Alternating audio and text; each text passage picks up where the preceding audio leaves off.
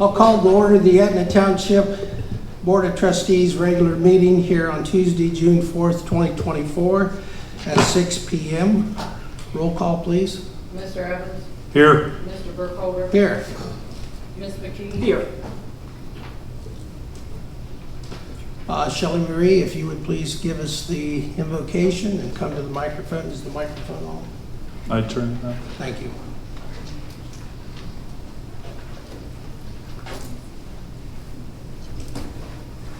You want to stand up? I don't think it's on. I turned it. Is it on? It's off. Testing. Nope. Even though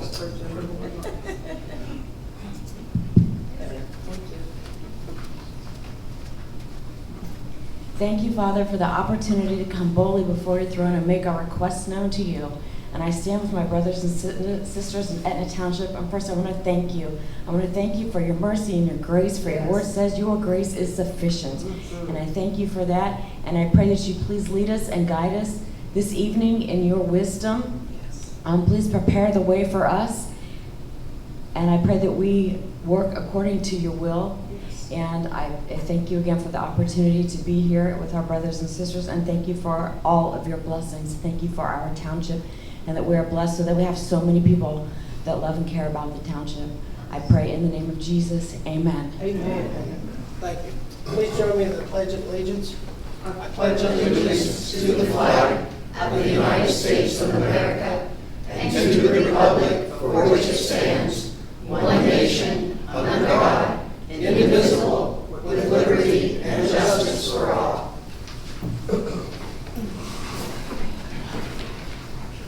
Is there a motion to adopt the agenda?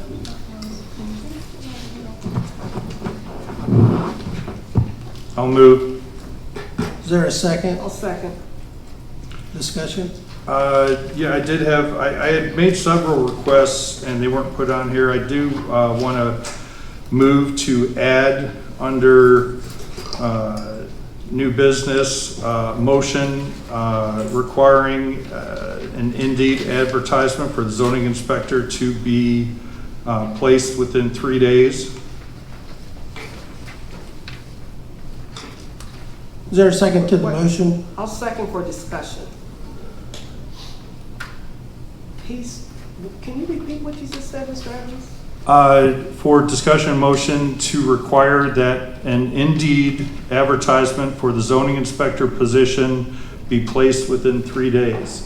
We've had an open position for 5 months and it has not been, I don't believe, properly advertised. It's a very important position. We're looking at very expensive other options, and I think that should have been one of the things that was done quite a while ago, so I just want to ensure that it is done. Well, that's going to be taken care of administratively, Mr. Evans. We did reach out to an individual that you recommended, and we had a response, but that meeting was never set up, so I appreciate that recommendation, but we can take care of this administratively, and in fact, the secretary and I today talked about go ahead and revising it and getting that posted, so I don't feel a motion by the board to direct that to be done. That's something that we've been working on. We followed your advice. That individual hasn't responded, so if you have more expertise in that, we certainly would appreciate that. I don't have experience in posting that, but I'm happy to work with the secretary, so I'll be voting no on that. Okay. Well, I just think amendment. I just think for further discussion to add it on there that the board voted in February 20th to advertise and post these, and it has not been done. I understand. So I just want to make sure that Mr. Evans, Mr. Burkholder, I was just responding. you bring it up at every meeting, so we understand it'll be handled administratively. Let's not continue to debate the past. Let's move on, and we'll get it on. So this time, do you have anything, Ms. McKee? No, I don't. Roll call, please. Mr. Evans? Yes. Mr. Burkholder? No. Ms. McKee? No. Any other amendments to the agenda? The only thing I ask about is the executive session for the conferences with an attorney. I did not know anything about that. Today, It was explained that it was just a placeholder in case. I think that should be removed. We shouldn't be placing things on there just in case. They should be purposeful. If we need to add something, we can always add it at the beginning of the meeting, because it's just not clear to the board or to the public what the actual business is. So I would ask that be removed. Is that a motion to amend? Or A motion to amend to remove the conferences with the attorney. is there a second? A second for discussion. Well, we have it on there because many times we don't know until the last moment. Given the amount of items that are coming in front of the board, we don't know in advance if we're going to need an executive session or not. So rather than not have it on there, so I support keeping it on there. Ms. McKee, do you? Oh, yeah, we should always have that on there because we're in the middle of transitioning with a lot of new things that's happening, whether we hire somebody or bringing in these, we got consultants in here right now, so yeah, I think we should keep that on there. As it relates to the executive session, as far as employment, we will be discussing possible employment, the appointment or employment of a public official tonight, and also possibly discussing a complaint against public officials. So those will be discussed in executive session, so I can at least give that kind of, and of course that'll be part of the motion when we go to executive session. Any further discussion? Roll call, please. Mr. Evans? Yes. Mr. Burkholder? No. Ms. McKee? No. Now, is there a roll call on the adoption of the agenda? Any further discussion?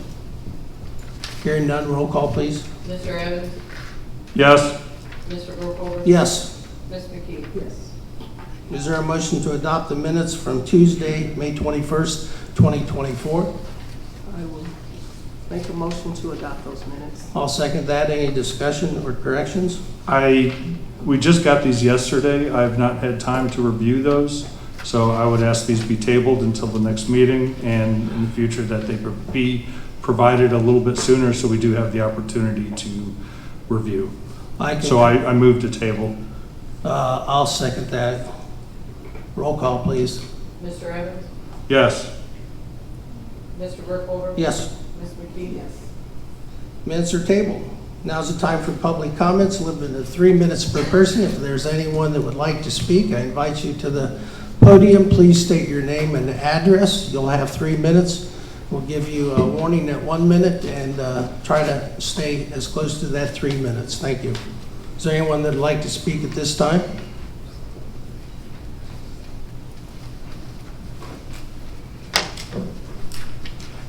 My name is Thea Young, 9167 Taylor Road, Southwest Reynoldsburg, Ohio, but I technically live in Etna. Thank God. I do appreciate everyone's service here on the board tonight. I do appreciate the community showing up tonight too. I wanted to discuss 2 topics. One, I see that the annexation is on the agenda for Reynoldsburg tonight, and also there is going to be a report on the JEDs. Those 2 topics are very important to this community. As far as annexation, I have big concerns with Reynoldsburg and annexation, more and more land, which means more responsibility for us, such as the problems at Taylor Road right now. I live on Taylor Road. They've closed Wagner Road, the Etna Township, or excuse me, Etna Thruway is closed, and they're also building sheets there. There is a mile worth of cars from Main Street to my neighbor's home, sitting in traffic. I would like for this board to consider, because there are numerous TIF accounts that can be pulled, but I'd like for this board to consider in a short-term situation to ask for the deputies assigned to Etna to patrol that area a little bit more.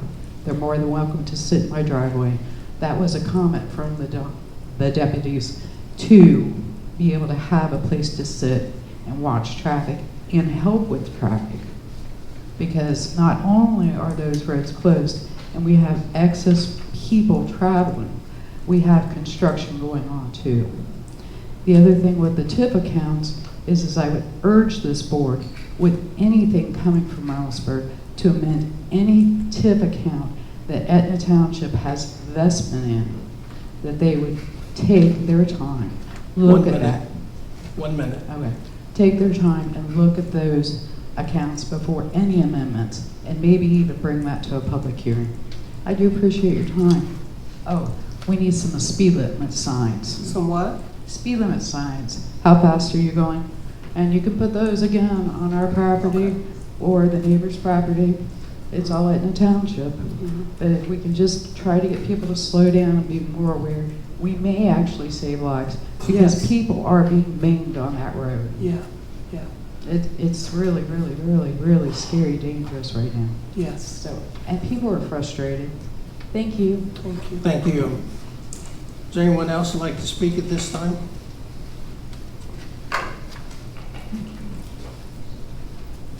Since I'm sitting so close to the place here, I just have a question about this M1 text amendment. And I wonder why it's taken so long to vote on that, for you guys to make a decision. Now you've got a meeting set for June the 12th. So I don't understand why it's taken so long to decide. That's all. Thank you.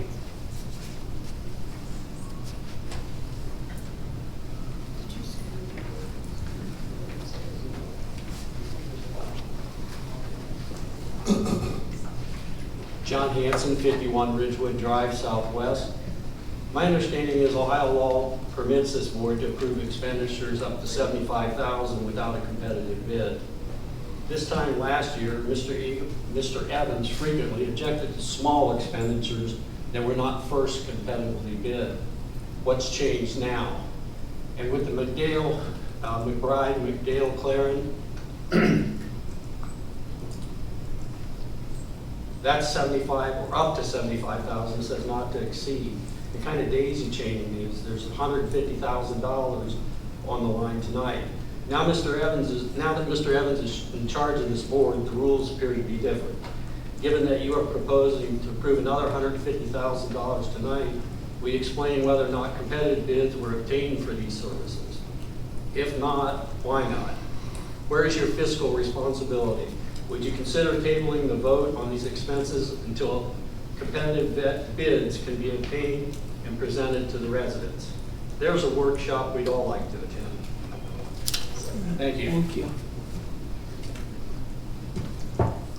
Anybody else at this time like to have public comments?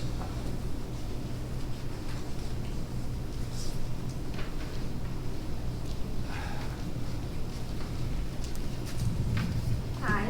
H. Hobbs, 160 Roland Road Southwest. I just have a couple of questions. One about the meeting minutes, because I know they've been being approved at every meeting from earlier this year. But when I go on the township website and I click on minutes and Board of Trustees, the most recent one I see is from January. So I didn't know, is there a timeline on when those will be posted, or should residents make public records requests if we wanted to see them?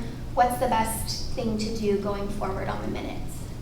Yeah, that's a good question. We've had a problem, or we've had some difficulty with and the vendor had a certain situation, a personal situation, so we've not been able to get those posted. I don't know if Mr. Evans has access to the website. Today, talked to the secretary about that. We've not been able to post those to the website, so I don't know, Mr. Evans, do you know?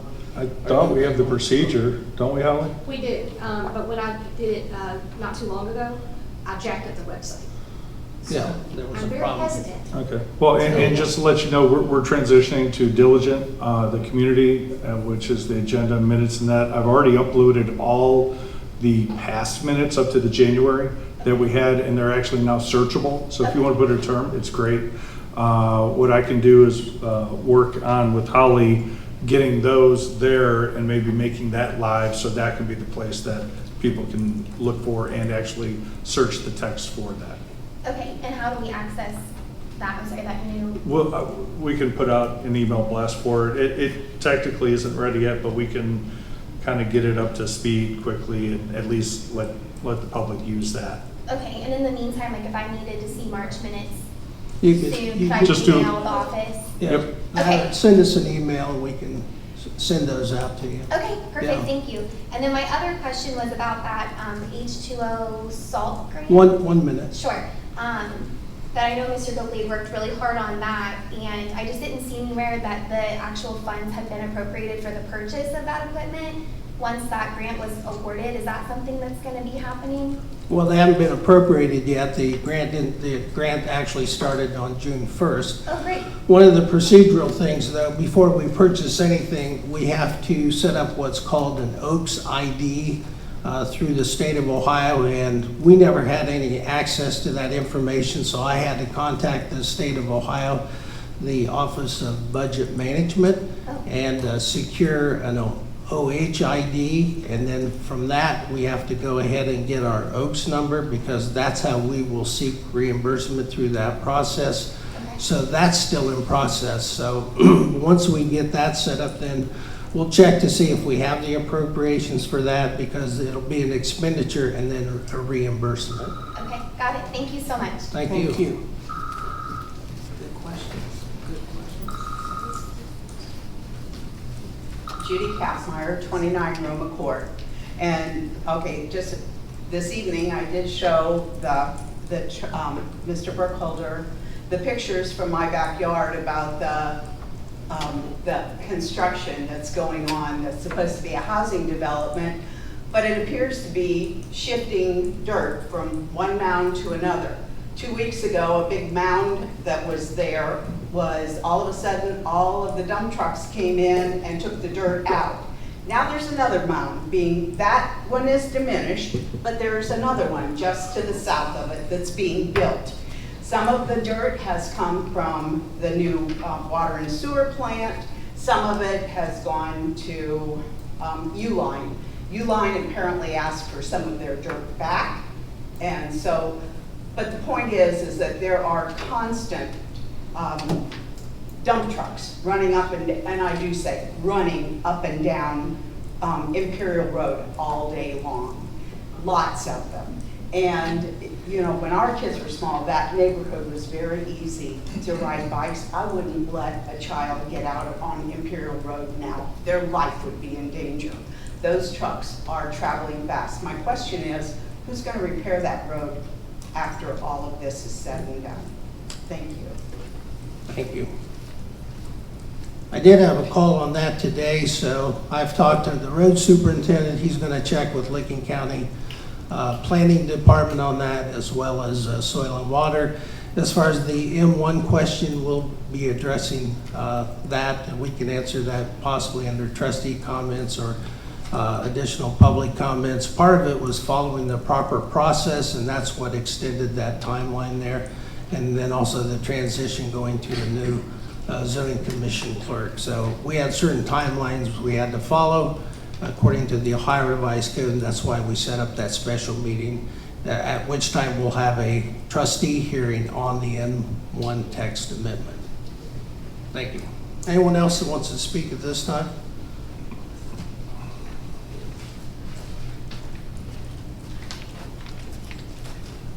John Kennard, 10785 Palmer Road, Itasca, Ohio.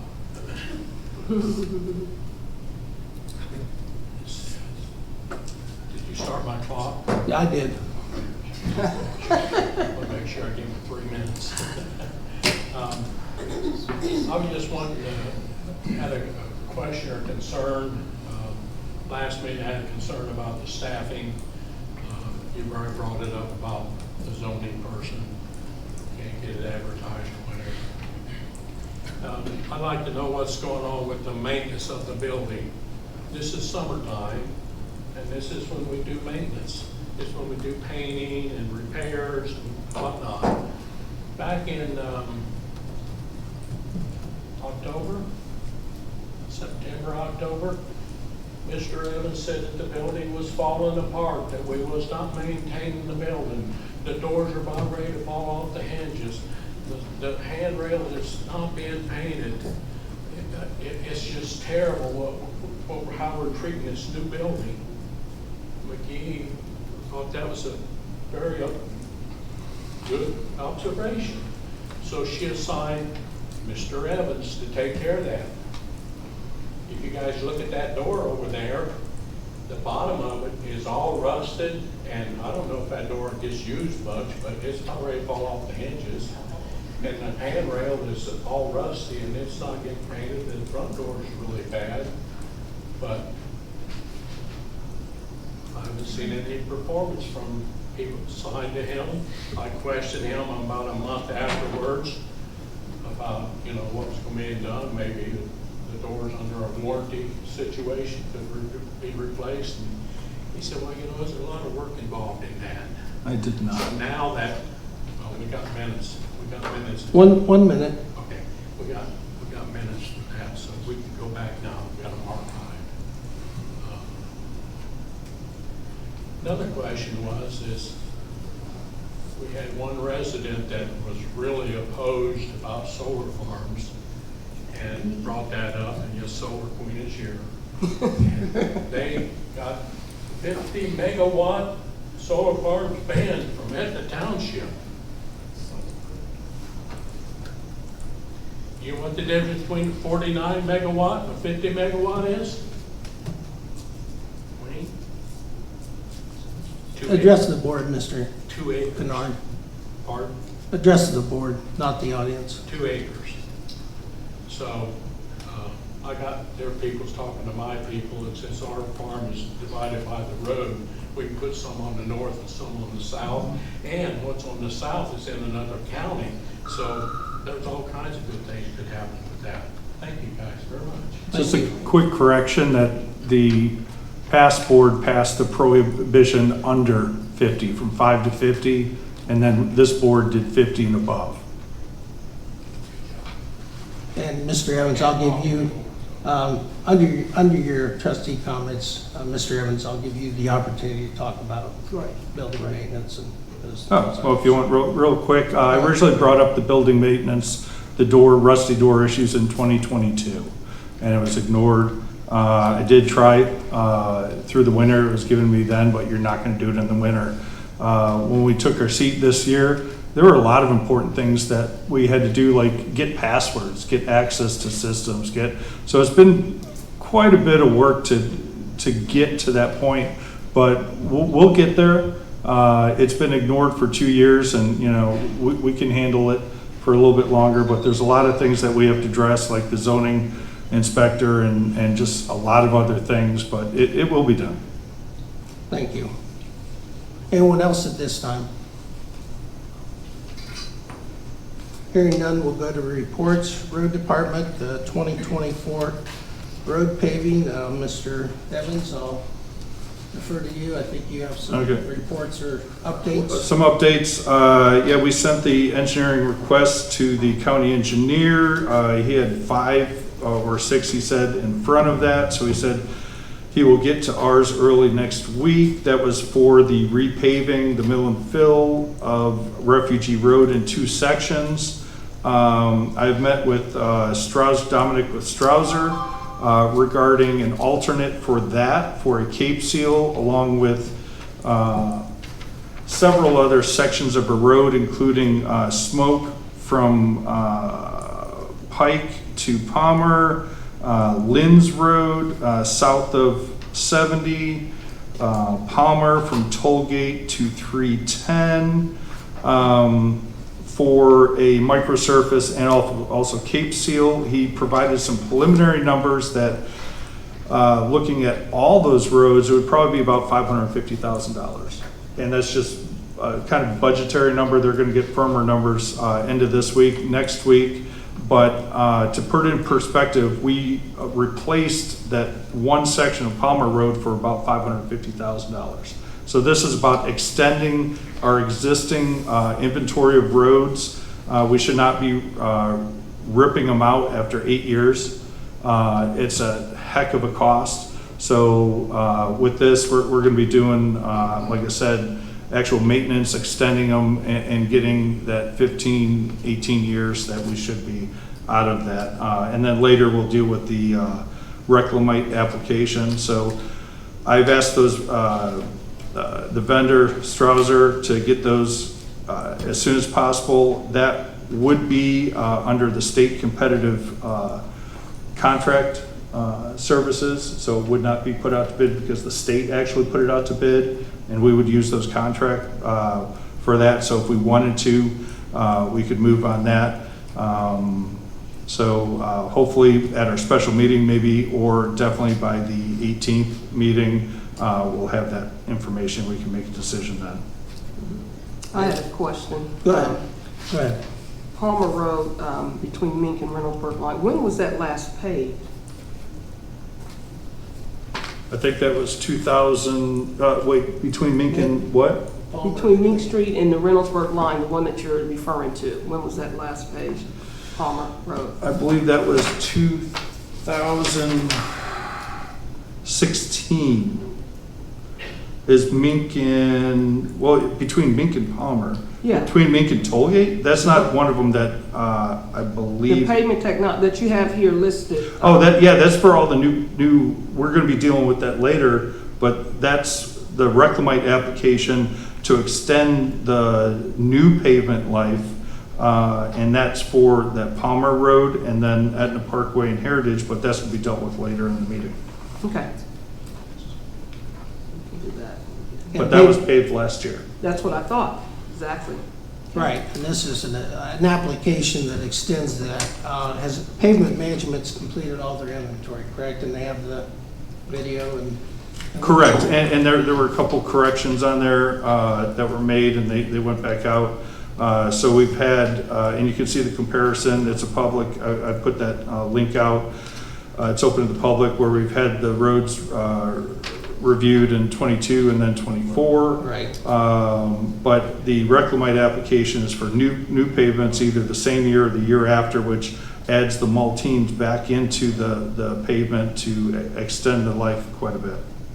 I know we'll, excuse me, I know we'll be talking about this a little bit later under the JED and JEDZs, but one of the things is some of that, Mr. Evans, and I guess I'm opening it up for input on this, but some of that could be forwarded to the JEDZ 1 and 2 for reimbursement. But given that procedure, we're going to have to apparently get permission or request that to the JEDZ boards in advance of applying it. So the thing I want to throw out there is, do we need to have a special JEDZ meeting to get that approval ahead of time so that we could ultimately get reimbursed on Heritage Way and on the Parkway, on those two? And this is what I brought up at the prior meeting and asked for Ms. McKee to do that. However, at their prior approval, they did approve funds up to, I think the one portion, the JEDZ 1, was up to $500,000 for road pavement and maintenance and that. And I would believe that would be part of that, because this is a continuation of, a lot of times you have the pavement package and the Reclamite as a package and that. So either way, this is, and again, we have this later in the meeting, but it's about $35,000 for within the corporate park, the treatment, but the pavement that was laid, you can tell it was cold. At the time, the density is not there, so if anywhere it's going to benefit, it's there, and it really needs it. So whether we get reimbursed, or it would be great to get reimbursed, but if not, we have numerous truck needs that they have paid for before. I think there's other opportunities to be reimbursed. So I think with the cost of that, I think it was about $500,000 just in that corporate park to ensure that road lasts as long as possible to save us future costs. It should be delayed because their schedule's filling up. If we don't give them an answer now, we're not doing it this year. And every year, it just degrades. I'm not advocating delay, but what I would like to, I guess, ask that board, or at least the leadership of it, or at least legal counsel, is, given your point, I know we didn't spend, we had about $100,000 from JEDZ 1, about $500,000 from JEDZ 2, because it's a little healthier account. I know we didn't spend all that money in that repaving, so I guess if we could get clarification that it's already had prior approval, then I would like to make that, I think we as a board would make that argument to the JEDZ and in September, hopefully get reimbursement for the amount you're talking about. But I agree, given the amount of money it is and the importance of preserving that, I would still support that even if there weren't reimbursement. But I'd like to get it if we could. So, Yeah, so we approve it from our board that says, yes, we can take it to the Gen Z board for the reimbursement. And the money is there to be reimbursed, that's what it's for. So I if don't you see- want to make a motion, Mr. Ebb, why don't we make that motion here tonight that we would at least like to pursue reimbursement from the JEDZ 1 and 2 boards. That way we have at least taken action on that. Does that suffice? Should it also include possibly using the prior authorization? That's what I mean, the prior authorization, absolutely. So moved. Is there a second? I'll second that. Any further discussion? Yeah, well. Go ahead. Again, we can, that's what the money's there for, as long as it's within that district. There's a district that those JED monies are set up for us to use, and that's what it's there for, so I don't see why it would be a problem. We would introduce it to our board at our next meeting, so. Any further discussion? Roll call, please. Mr. Evans? Yes. Mr. Burkholder? Yes. Ms. McKee? Yes. Motion passes. Any other items under the road department? Did you check on that, the speed monitor? We had an accident here on Columbia Road just Yes, we do. yesterday. And Mr. Copley, if you don't mind just giving a quick update on that speed monitor that was on Columbia Road, but that was moved, correct? Yeah, we had a bunch of residents calling from, I believe it Was it Cameron Chase? no, Cumberland Crossing, right there where the island is, I think was speeding in there. Mhm. We just moved it over there and tried to slow people down. That's fine. We can put it back on Columbia Road, that's no issue. Well, we were getting a lot of, there's some situations over here at Orchard Glen, which we may want to stick it over there for a while, even though we have one at Pike Street. But in Orchard Glen, there was an accident there. They have a lot of speeders on that main drag there. So that's what it's for. That's what we purchased it for, to be able to be mobile and move around. So if we could have that moved over there, that would be a great thing to do. It was the residents that have called in and concerned about the accident that happened over there last week, so. Why don't we move the Pike Street one over there since it's been We can sitting do there that for as so well, long? but the Pike Street is what they're saying is the folks that work down in the warehouse district are cutting through there to get to lunch, grab a bite and then back through there, and they're speeding. So that is the reason why we chose to put it there. And then Columbia Road, we have a lot of kids, especially now, they're out of school, walking up and down Columbia Road. And not only that, we have golfers that are that cross Columbia Road. And in my 20 years, I've seen, I stopped counting that many accidents on Columbia Road. They speed. Now that the school is not in session, so the cars aren't slowing down through there, so they're speeding more. So we got more speeders coming through there. So we just have to be able to share where we use that, machine. So, and if we have to buy a new one, a third one, so be it. Anything else on roads? Just on that, what is our policy on who's deciding where these are moved to and at what length? I think we should have a policy Well, instead of just moving around. I think we have a policy, but since it's. Or one person should be making. Well, it's a relatively new process that we've involved because we just purchased those, was it last year? Yeah. We got them last year. But I have followed up with Mr. Copley, and we need to have a policy, or at least a procedure of downloading the chips on those monitors. And I know Mr. Copley's already done that, I believe, correct me if I'm wrong, and forwarded that to the Sheriff's Department. But we also need to have a procedure where we're getting that information, we're forwarding it to the Sheriff's Department, we're doing analytics on that, and then I think have a conversation with the Sheriff's Department. What are the speeding violations that we've documented out here? What are the most problem spots like the subdivisions, Orchard Glen, Pike Street, Columbia Road, Cumberland Trail, I'm sure the other subdivisions have the same problem. And then begin to have a conversation, what is our strategy going to be? Do we need increased enforcement? How many tickets have been written in 2024 within that township? How many in 2023? How proactively, and I think we need to have, and I realize everyone's been busy, so it's not an indictment on anybody, but to do that, we need to have a more robust conversation with the Sheriff's Department, because it is going to take some, I think, additional enforcement and maybe more proactive enforcement and writing more tickets. And then, of course, letting everyone know that, you know, the township takes this seriously. We've had accidents. There are a lot of kids out, as you said, Ms. McKee, here in the summer and everything, and these subdivisions are supposed to be 25 miles an hour. And they're definitely not adhering to that speed. Yeah. And the sheriff were giving us a report to the township. I haven't seen one in a while, but they were providing a report to us. And I know they have been sitting down on Pike Street to try to slow the traffic. I know some of the residents in that Orchard Glen have mentioned speed tables or speed bumps. I'm not sure. I know this was brought to the attention of the township many years ago, and because they had some problems over there. But I would think that we would probably reach out to the prosecutor's office to see what enforcement we can. Are we allowed to put speed bumps? I know some areas we can't do it. I mean, it's preventable. It's illegal.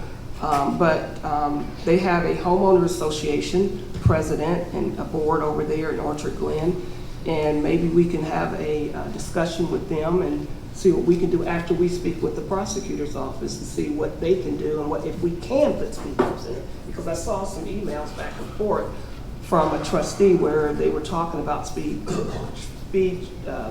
bumps and speed table. I cannot speak to that because I don't know what the law that says what we can and we can't do that.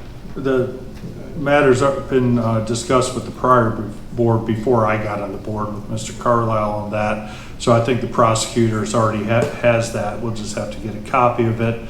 I did see a copy of it in, I don't know, we'll call it that side office there in one of the stacks at one time. So there was, and as I recall, we can install those. Most places do prefer the tables instead of the bumps, and especially if you paint it right. And that the one thing that I think that should be considered is like safety equipment, fire trucks, and that. Sometimes they can, and I can check with the district on what their recommendations are. But I definitely think we should look at just the holistic approach of slowing people down, enforcement, and more importantly, letting people know tickets are being written, because then they will slow down. Right now, everybody knows they have a free pass to just speed through the neighborhoods. Yeah. Very good. Okay, that's good. Thank you. Zoning. I'll start this off and my colleagues can chime in on things that they have relative to zoning. I did have a conference with McBride Dale, our zoning consultant, along with our legal counsel, Ricker Graydon, this last Thursday. It was a very good discussion on several issues that we have. Some of it had to do with enforcement. Another issue had to do with some of the ongoing zoning problems that we've had with Scannell and those reviews. As a result of that meeting, there was a request for additional information. So in follow-up to that, I submitted Lincoln County Planning Commission assisted, and we took the construction plans and the as-built drawings on Scannell, and those were forwarded to both parties for further review. And then later in this week, we're going to have a follow-up conversation or another conference call to see where we stand relative to enforcement, particularly as it pertains to the Chingle property and also to Scannell. So I had a follow-up on that. We've had numerous complaints on zoning violations. Some of them are more complicated than others, and we've had quite a few of those. I will say, though, that Those are not easily resolved, that every complaint we get needs a follow-up by our zoning inspector, and that takes time. Some are more simple, like tall grass, other ones are more complicated. During this process, we also realized that our iWorks, which is our zoning software, has not been fully utilized by previous staff as far as recording these violations when they come in. So now the township secretary, who has experience with that software, and Mr. Latella and the zoning department are working together to make sure all of those get entered into the system, and then any follow-up gets entered into the system as well. And we have been issuing violations. I guess for the public's sake to understand this, but also the board, that every violation we write then requires follow-up. And so those letters will say there'll be a certain period of time to correct the violation, possibly 10 days. That time frame may vary depending on the complexity of the complaint. And then if they don't comply, then the next step would be an abatement process. Now, I can't speak for the last 10 or 15 years, but the township does have an abatement process, and I think that's something that we're going to have to revisit again, but also dedicate the staff and the resources to follow up with those abatements, particularly on the more serious cases. Some of the complaints we've received, the zoning inspector has gone out there and actually talked to the so-called offenders, and some of those problems have been rectified, but certainly not all of them. Another challenge on some of these properties is finding the correct owner. If there's no occupant there, then we have to find the correct owner, and in some cases, if it's a renter, we have to issue the violation to both the renter and the owner, and sometimes that takes time. So that's my update on that. I know that tonight there was a question about the contracting with the zoning firm to update our zoning resolution, and at this time that is still on the table. I have questions in regards to, I know we have a person that comes in that's a consultant with the zoning department. Not sure what they're doing and what they have done since we have Mr. Latella doing the zoning violations, as well as Holly working with him, supposed to put this stuff in the iWorks. But just wanted to know what, not just for myself as a resident, but as a trustee, what is this person that's coming in working with Freddie? What are they doing? Are you talking about Keegan? Yes. What is the update on that? Well, they've represented us at the BZA and put together reports for that. They've represented the townships along with Mr. Latella at the technical review committee meetings that we have on developments that include soil and water, many times the fire department. It also includes Lincoln County Planning Commission, so they've been involved in those as well to do reviews on those. They've also done reviews on certain types of development to see if they're in compliance with our land use and our zoning code. And we have some of those that are active now, so they've been very active in those reviews.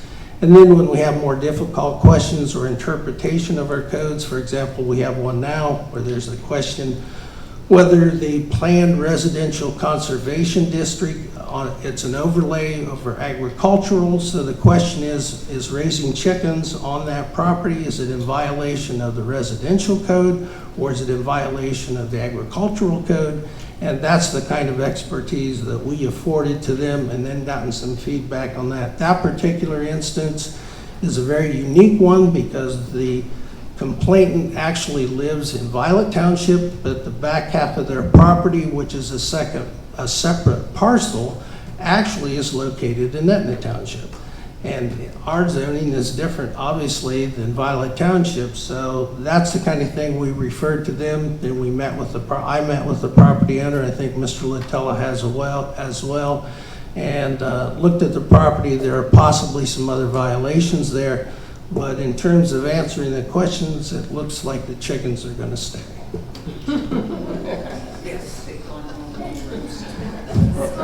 The one request I would have is anything that the zoning firm is dealing with, if the board could be apprised to what those lists are.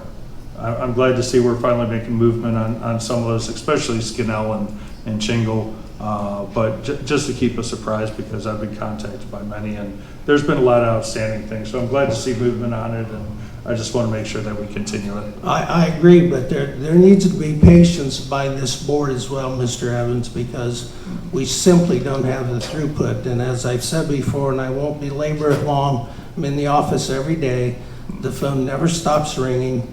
The secretary, Mr. Littella, are constantly answering numerous questions, from complaints to fence permits to a variety of issues. So we're working as diligently as we can, and it's only human nature that when you call in with a complaint, you think it goes to the top of the list, but it doesn't. So we're trying to deal with as many of those as possible, and putting the list and then getting them into iWorks, and then that will have a reminder of when we have to go back out. But the more complaints we get, it's going to generate more follow-up, and it's going to generate possibly more abatement.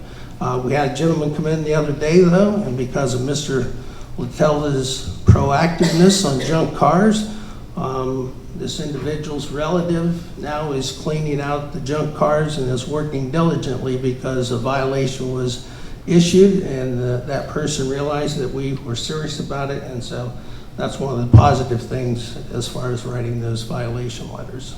Well, and that's why I'd say it's so important to fill that full-time position. That's why I I push agree. it. Would you be willing to post that on Indeed for us, Mr. Evans? I can. Yes, please do. If- Thank you. if- So if moved. that's Is there a what it takes. second? To have Mr. Evans? Second for Mr. Evans to go ahead and post it. That's Very what we good. got moving, yes. I'll- Any That's further- a full-time zone. Any further discussion? I'll take care of it. And by the way, that has been posted, maybe not on Indeed, and we did post it, and unfortunately Indeed, they put a bunch of other things automatically in there that are incorrect, and we did have 7 responses or more from Indeed.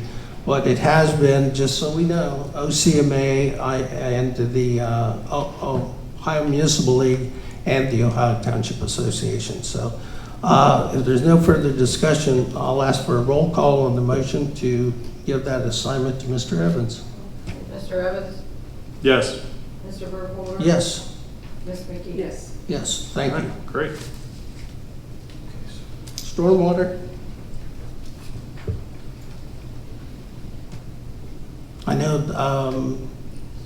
Mr. Copley, would you tell us something? You worked on some stormwater in the pond, is that correct, over on Smoke Road? Oh, yeah, for his. Is that parks? Yeah, well, it's also stormwater, so, yeah, if you could just go ahead, if you want to come to the podium, so. It's a combination, it happens to be the park property, but we have had problems over there as far as it affecting residential property. Yesterday, we started cutting down the banks. We cut a, Put it up, Vicki. can you hear me? Yesterday, we started cutting the banks down between the trees. We cut, basically, it's a spillway. And we put number 2 limestone in between the trees to filter out and, any kind of sediment to keep the bank from washing out. And we got it seeded and strawed, and everything's graded out today, and it looks pretty good. So Nice. hopefully it works out good. Mm-hmm. Thank you. Nice. Good job.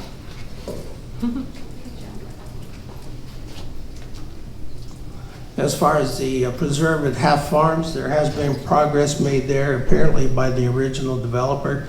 There still has to be stone that's got to be removed from the swale, and they've also removed some of the temporary piping that was going into the overflows, so there is progress being made on that as well. I've not had a chance to check Brandy Mill Estates, but I know that their detention pond was actually a retention pond was leaking down onto Astor Court, and I know that they had a contractor out there. It's the HOA's responsibility, so I've not heard back, but I need to follow up to see if that problem, it was actually flooding some of the backyards of the people on Astor Court.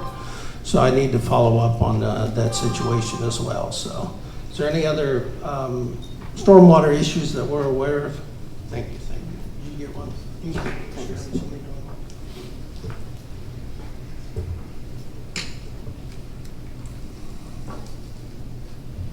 And we'll also have, relative to the issue that was brought up tonight at the preserve at Royal Acres, if you disturb more than 1 acre of ground in construction or anything, you do need a permit from Licking County Soil and Water. So there have been a lot of individuals that just start moving dirt and don't have that permit, so. Parks? I do have a comment about the pond. Yes, go ahead. I had requested it to be on the agenda. It wasn't, but I didn't speak with Adam Kelly, the neighbor to the park pond, about maintaining the pond. He had reached out to the EPA, spoke to an individual there. I shared that with everybody. And we can speak with them about what we can do to dredge it, to maintain it, to just keep it in good working order. So I think we should move forward with that. I know that the park plan is still going on, but I would think that until that happens, as has been mentioned on this board, it's going to be some time. So I think we've got to at least maintain what we have. And I think really looking into that, and the first step would be is this discussion and a possible EPA permit to dredge it or maintain it in some way.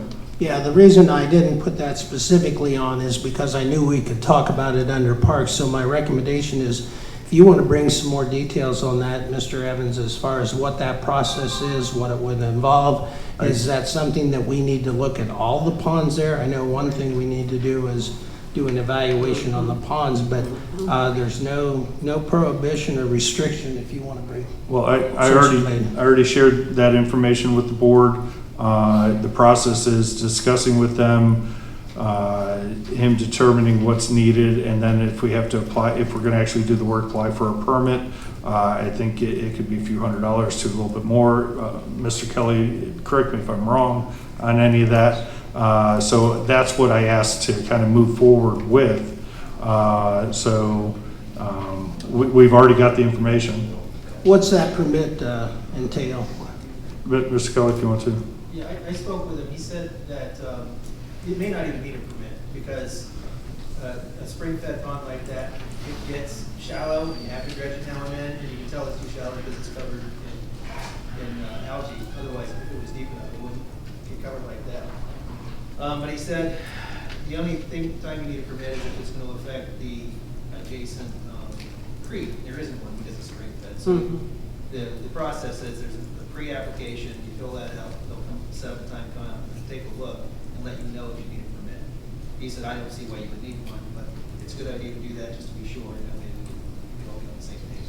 And that's what I already shared with the board. And I know, we got that lately, but do you have a motion that you want us to entertain tonight, Mr. Evans? I move that the pre-application permit be filed and with the EPA regarding the pond on Smoke Road. Well, I wanted to ask. I'll make a second. Go ahead, Ms. McKee. I just wanted to ask a question about, there's other ponds on that property. Correct. So why wouldn't we just try to do them all? I mean, why are we just doing one in particular? Because this pond is the only one adjacent to residents that are affecting them. The other ponds, we don't know if we're going to keep them in place, possibly expand them or what. This one, we're not going to, I mean, it's on the road, you've got the trees. It's basically a maintenance item right then. So, and all we're determining is, do we need a permit or not? And then you can go forward with, okay, how does it need to be maintained? But the first step is, do we need a permit? Okay, well, this is a motion to explore whether we need a permit or not. The pre-application. Pre-application, and at that time, if we do, then it'll come back to the board for approval. If there's no further discussion, roll call, please. Mr. Evans? Yes. Mr. Burkholder? Yes. Ms. McKee? Yes. Motion passes. And one question, who do we want to submit that? I'm going to put that responsibility, I'll request that you take care of that, Mr. Evans. Yeah, because we... I didn't know if Ms. McKee wanted to have some duties or... Well, Mr. Evans, I know when there was a problem with this before. You used to be on the parks. You took it upon, well, we're not talking parks, we're talking about this pond. And you took it upon yourself when we had the EPA and some others from Stormwater come out and look at it. So I would highly recommend, because of the fact that you continue to make reference to this with the resident when we were working with the resident, but I would recommend that you continue on with the That's fine. If you don't want to do it, I'll do it. Okay, very good. That's perfect, thank you. Another one. So we had the roll call on that, correct? Yep. Very good. Item E. Do I do another roll call? No, we already Okay. did that. Yeah, we did it, thank you. Jed and Jed Z first quarter 2024 reports, Ms. McKee. Yes, thank you. Thank you. Okay, I'm going to report on the JED District 1 first, out of Reynoldsburg. Do we have a copy of that? I don't have copies of this, I'm sorry, but I think Mr. Burko, you have your copy, and Jackie, because we were part of the board, but I'm sorry. If you need a copy, I can make sure you get one afterwards, if you like. Yeah, we'll provide, this information is public information. Let me, if I may interrupt a second, it's public information. This is JEDs 1, 2, 3, and 4, and 7, which are the agreement between Reynoldsburg and Etna Township, and then JEDZ 1 and 2 are between the city of Newark and Etna Township. So I'll defer, and that meeting took place just a couple weeks ago. Yeah, on Friday. So, I want to make sure we as the residents here know where our money is being spent on these JEDs from some of the big warehouses that we have in Etna Township. The Southwest Licking School District, just on first quarter, $12,054.87. The BIA, which is $6,027.43. CTEC, $2,379.25. And the Licking County Commission, $7,137.75. And then TID, $2,379.25. And to Etna Township, $17,606.45. Okay, that's just on the first quarter in JED. Okay, so on the JED 1. So as far as our Board of Improvement account spending money out of that particular one, it's $130,760.24. Okay, so that's just on that one in particular. So I'm going to move on to JED 2 and first quarter, and go to that one now. Give you the numbers on that as well. Sorry about that.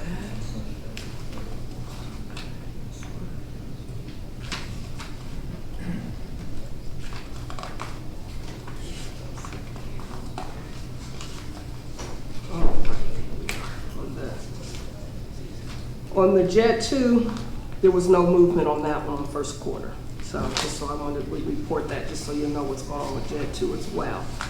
So there's nothing to report on that. Okay. Don't we have the first quarter of JED 2 right here? District. Yeah, we're on the different ones. We'll get over the JED Z. That's out at Newark. We're just on the Reynoldsburg. Okay. District 3. Report on District 3, and out of the JEDs,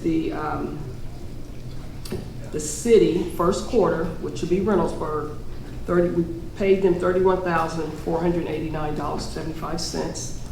The BIA, $41,986.33. Licking County Fire District, $10,496.58. In the TID, which is Transportation Improvement District, $10,496.58.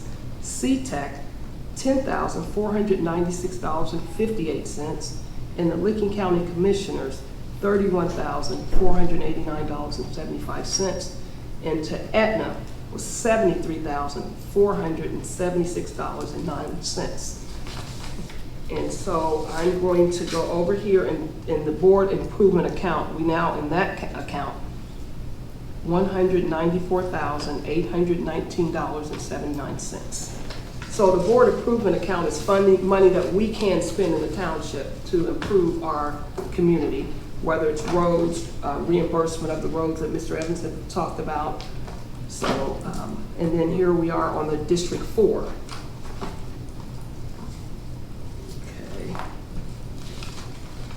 Okay, first quarter on District 4, the city, Reynoldsburg, $1,729.26. The BIA, $2,305.67. TID, $576.42. CTEC, $576.42. And Licking County Commissioners, $1,729.26. And to Etna, $4,611.34. Okay, so this is still on first quarter now. And so here's the other one for the Petco portion. For the city, it's $5,885.89. The BIA, $7,847.86. TID, $1,961.96. CTEC, $1,961.96. Same for the Licking County Commissioners. And for Etna, it was $19,619.65. And on that account, we have in our BIA account for spending is $13,507.15. And last but not least, the District 7. And I think it's important that we make sure we're transparent and giving the residents the information on these funds, why these, because people complain about the warehouses, but as I go through this report, it talks, we see that some of this money is going to our schools, going for our roads, it's going for CTAC, fire district, so it's going to good use. So on the first quarter on District 7, for the city of Reynoldsburg, they got $17,871.72.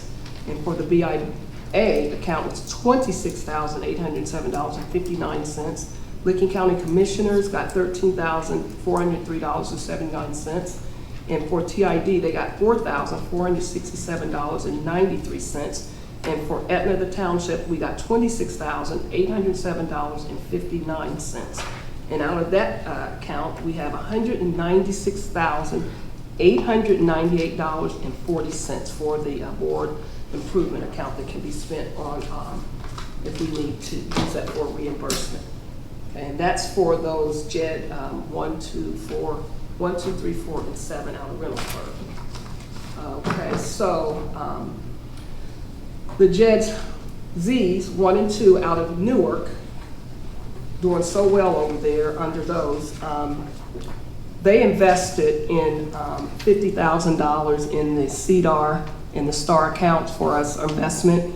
In the CDAR account, as an APY was 5.13% for 12 months invested at $50,000. And then for the STAR account, the same amount we invested, but it's a little bit different on their percentage rate. It's at 5.00%. So we invested in that. The board voted to invest in that. And so I'm going to give you the first quarter with that money, which I think Southwest Licking Schools at 37.50%. We paid them $53,266.89. Licking County Govern, which is a TID, $8,877.82. Etna Township, we got $53,266.89. You'll see that in a check here that we just passed, that Jackie just passed out, our fiscal officer. And then the city of Newark got $17,755.63. And Newark income tax, of course, we got to pay that. That was $7,990.94. And then also the CTEC, they got $887.78. So that's all just first quarter. Okay, and then on the first quarter on the JED 2, Licking County School District got $196,442.36. The TID, $17,189.19. There was a debt of $12,500, so they had to minus that out. So that's where they, other than that, they would have got $29,688.19. The West Licking Fire District, $29,688.19. In Etna Township, we got $222,661.46. And the city of Newark got $63,087.41. And then C-Tech got the $7,422.05. Now, when I mentioned the $222,661.46, we have the check here from the city of Newark that our fiscal officer passed out. So we got a check today for this week for $275,928.35 for the city of Etna Township. So that's my report. Thank you. Any questions? Yeah, I do. I think there's mention of transparency there. These reports should be included in the packet that's given to the public, because really just reading those numbers mean nothing. You can't follow. But I think more importantly is, and one of the concerns I have is a lot of the income is down. JEDZ2, which is Amazon, previously used to be an annual 1.2 million. Correct. On par, we're at $888,000, so that's a significant decrease, and they're halfway through their abatement period. I think we need to start thinking about what happens if they happen to leave and retool somewhere else. But I know other ones are also down. So just looking at the quarterly numbers isn't really indicative of what's going on. So hopefully, like I said, if you could share all these with myself and also the public, that would be great. And in the future, maybe include it on the packet. Again, this is public record. Mr. Burkhardt mentioned we are not hiding any information. If you need the reports, they're available. Not a problem at all. You call into the office, we'll make them available. I also wanted to make sure when he mentioned that some of these were down, yeah, that's a reason why we need to think about more commercial on 310 within Etna Township. If we can go and do more commercials, we can start another jet, which would be a Jet 8, and Sheets would be in that one, and some other areas within that. So you talk about some of the fundings are down in these warehouses. I agree. Things could become automated. If things become automated, you have less employees in the warehouses, we have less money that we're collecting. So those are options, and that's why I think commercial is the way to go. Okay, just one thing while we're trying to implement this new system, Diligent, the whole purpose of having this is the meeting packet materials, not only to the board, but to the public are included. Yes, everything's a public record, but this is about easy accessibility to not only myself as a board, but the public, so I'd ask that it be included next time. Well, let me just chime in here, because I work diligently with staff to put together the agenda. We all agree on that. But these packets should not be 200 and 300 pages long. What would be nice is once we get some stability with our website, is to be able to put these on the website. Yes, they should be shared with all the staff and with the board. They're readily available here at the office, but it's having the staff and support to be able to put those out on the website. So it's not that we're trying to keep them off, but that takes time to attach those. We're still working. Mr. Evans, let me finish. We're still working through Diligent. There have been some difficulties with that. We anticipated those, but let's get that operational and we can provide these things. The other thing I might add, there's still a lot of debt that these JEDZs are paying on. We still owe money to Prologis from JEDZ 1. Those are some of the figures that are included in these reports. And as recently, and we're still investigating, the tax increment financing, which we have quite a few of those here in Etna Township, it apparently has been discovered that there might be TIF documents as they relate to JEDZ 2. Yep. This was a discussion that Ms. McKee attended, and I happened to be there as well.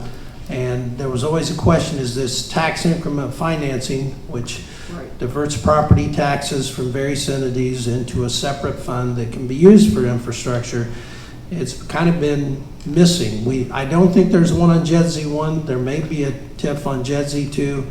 And so we forwarded those documents over to our legal counsel as well to investigate that as well. So those are some of the intricacies of our JEDs and JEDZs. Old business, is there a motion to remove resolution 2024-0260 dot grant reimbursement to TPA Group? Is there a motion to remove that from the table?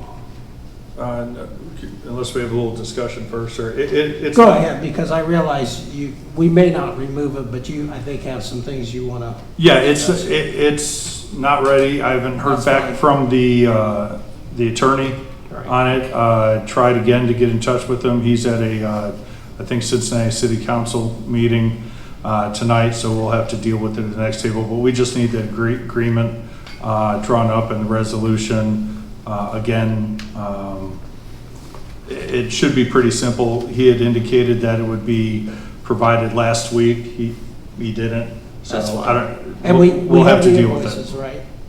We have the invoices on that we're reimbursing for, correct? Those were all submitted when we got the reimbursement from ODOT. Right, So the only thing that they needed to do is put in a request, which they did. right. Now, the only other question is, it's a changed entity where it was AHS, now it's TPA, but TPA developed it. But again, this is something that was previously recommended not to be fulfilled, but I believe it should be. So I'm just waiting for the attorney to draw this up, and hopefully, maybe by the special meeting, we could just have it addressed. But this is additional reimbursement to the original reimbursement, correct? When I This is reimbursing the developer for the grant money that the $100,000 ODOT grant, different Right. from the 629, Right. was submitted to ODOT. Correct. They paid it to the township. We received $100,000, but that was supposed to go towards the actual expenses. So that's why we can't keep it. Right. And they actually have the actual expenses, so it's just funneling through. And I spoke to the developer, and without there being an agreement, that was the major issue, Right. that they have agreed to a 5% holdback of $5,000 for our legal fees and administrative costs in doing this. So we won't be out anything as the. on legal. But the reimbursement does not exceed the actual expenses, correct? There was a talk at one time about some more. No, they were separate, because the original 629 was Right. for maximum, I think, 30, a portion of the entire project. So there's a large amount of the project that was still unfunded, and which is likely on, with another loan through, I think, JED 2, that's probably going to be paid back. Just like Scannell, the work on Tollgate was paid for by Scannell, but we're repaying them. Yeah. So I'm sure it's the same thing there. Very good, thank you. So that'll remain on the table. Zoning resolution update proposal by McBride Dale Clarion remains on the table. I'm not going to make a motion to take it off the table unless somebody else wants to, so. Because that's not ready at this time either. And we had good discussion why we tabled it at the last meeting. Resolution 2024-027 Pavement Technologies. Yeah, I move to approve resolution. Well, let's take it off. Is there a motion to take it off the table? Yeah, so move. Is there a second? I'll second. Roll call, Have please. discussion. Mr. Evans? Yes. Mr. Ropo? Yes. Ms. McKee? Yes.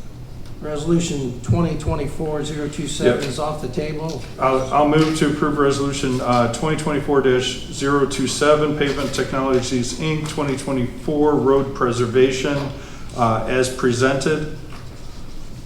Is there a second? I'll second it. And Discussion. what this is, there's the attached estimate, and again, this is, it doesn't require competitive bidding because it's going through the state cooperative contract account. They bid it with the state, and then we can use their contract costs there. We received the estimate based on the engineer's area for Palmer Road between Mink Street and the Reynoldsburg line, Etna Parkway between 40 and Refugee Road, and Heritage Drive between Global Way and Etna Parkway, basically what we paved last year. They estimated 2,540 gallons. They use it in gallons. It can convert to square yards also at 74,930. of that for the corporate park would be $39,087.50, which I would ask that we seek reimbursement on.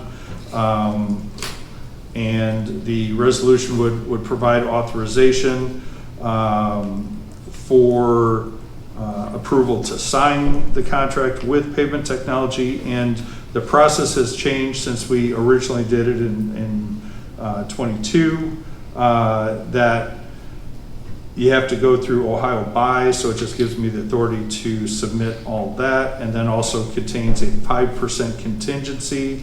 Pavement Technologies already put in an 8% contingency on the area, but if you recall in 22, the areas and application is an estimate, and what they do is actually physically measure the roads, and it came up short and it caused a lot of issues, so I want to make sure that we have it covered here, so that's in there. Any further questions or discussion? Yeah, the Etna Parkway street from 40 to Refugee, that can fall under reimbursement as well as the Heritage Drive.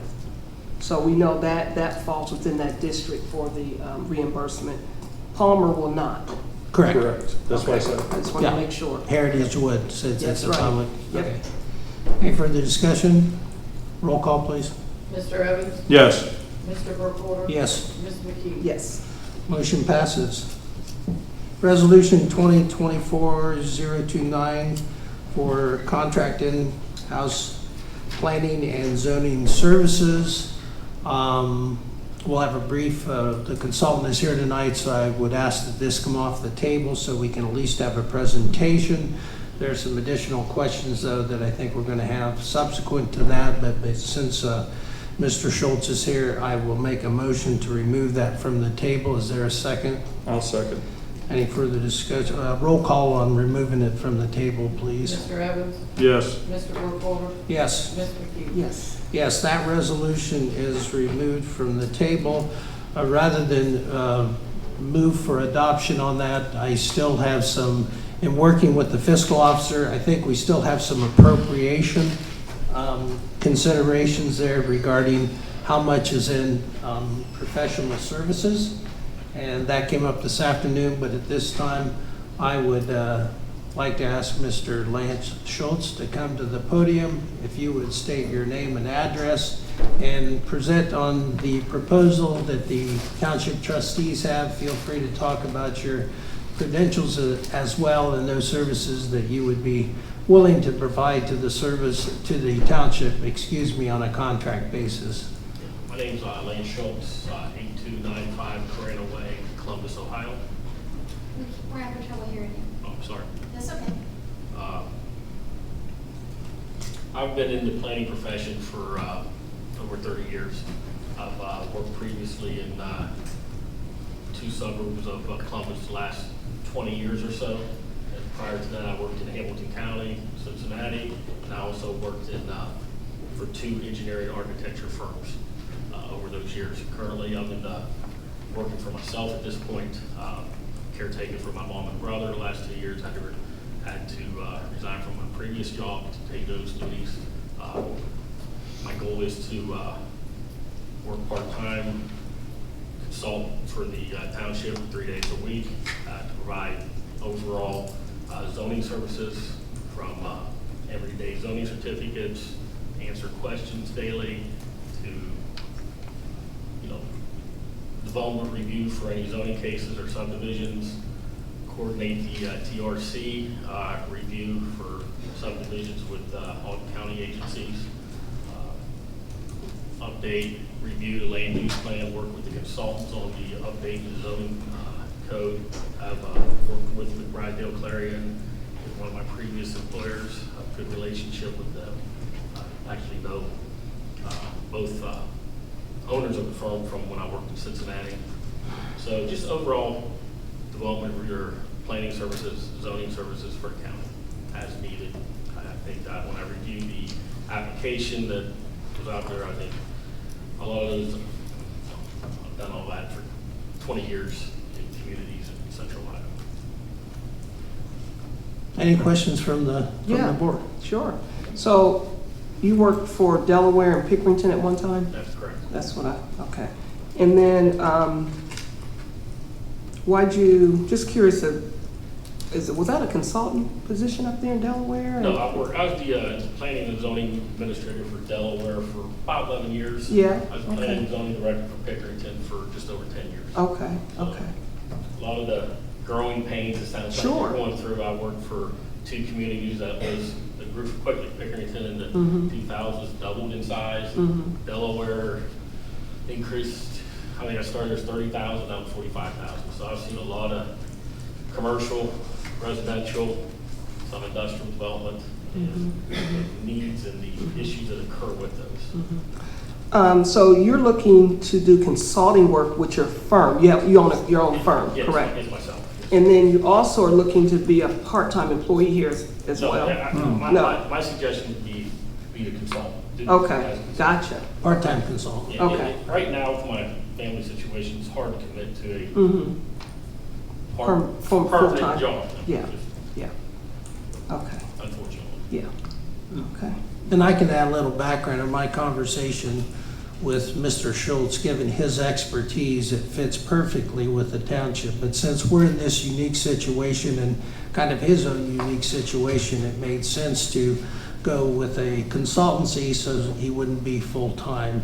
I might add that I think it'll be cost-effective. This isn't necessarily in addition to McBride Dale, although we'll keep them on board.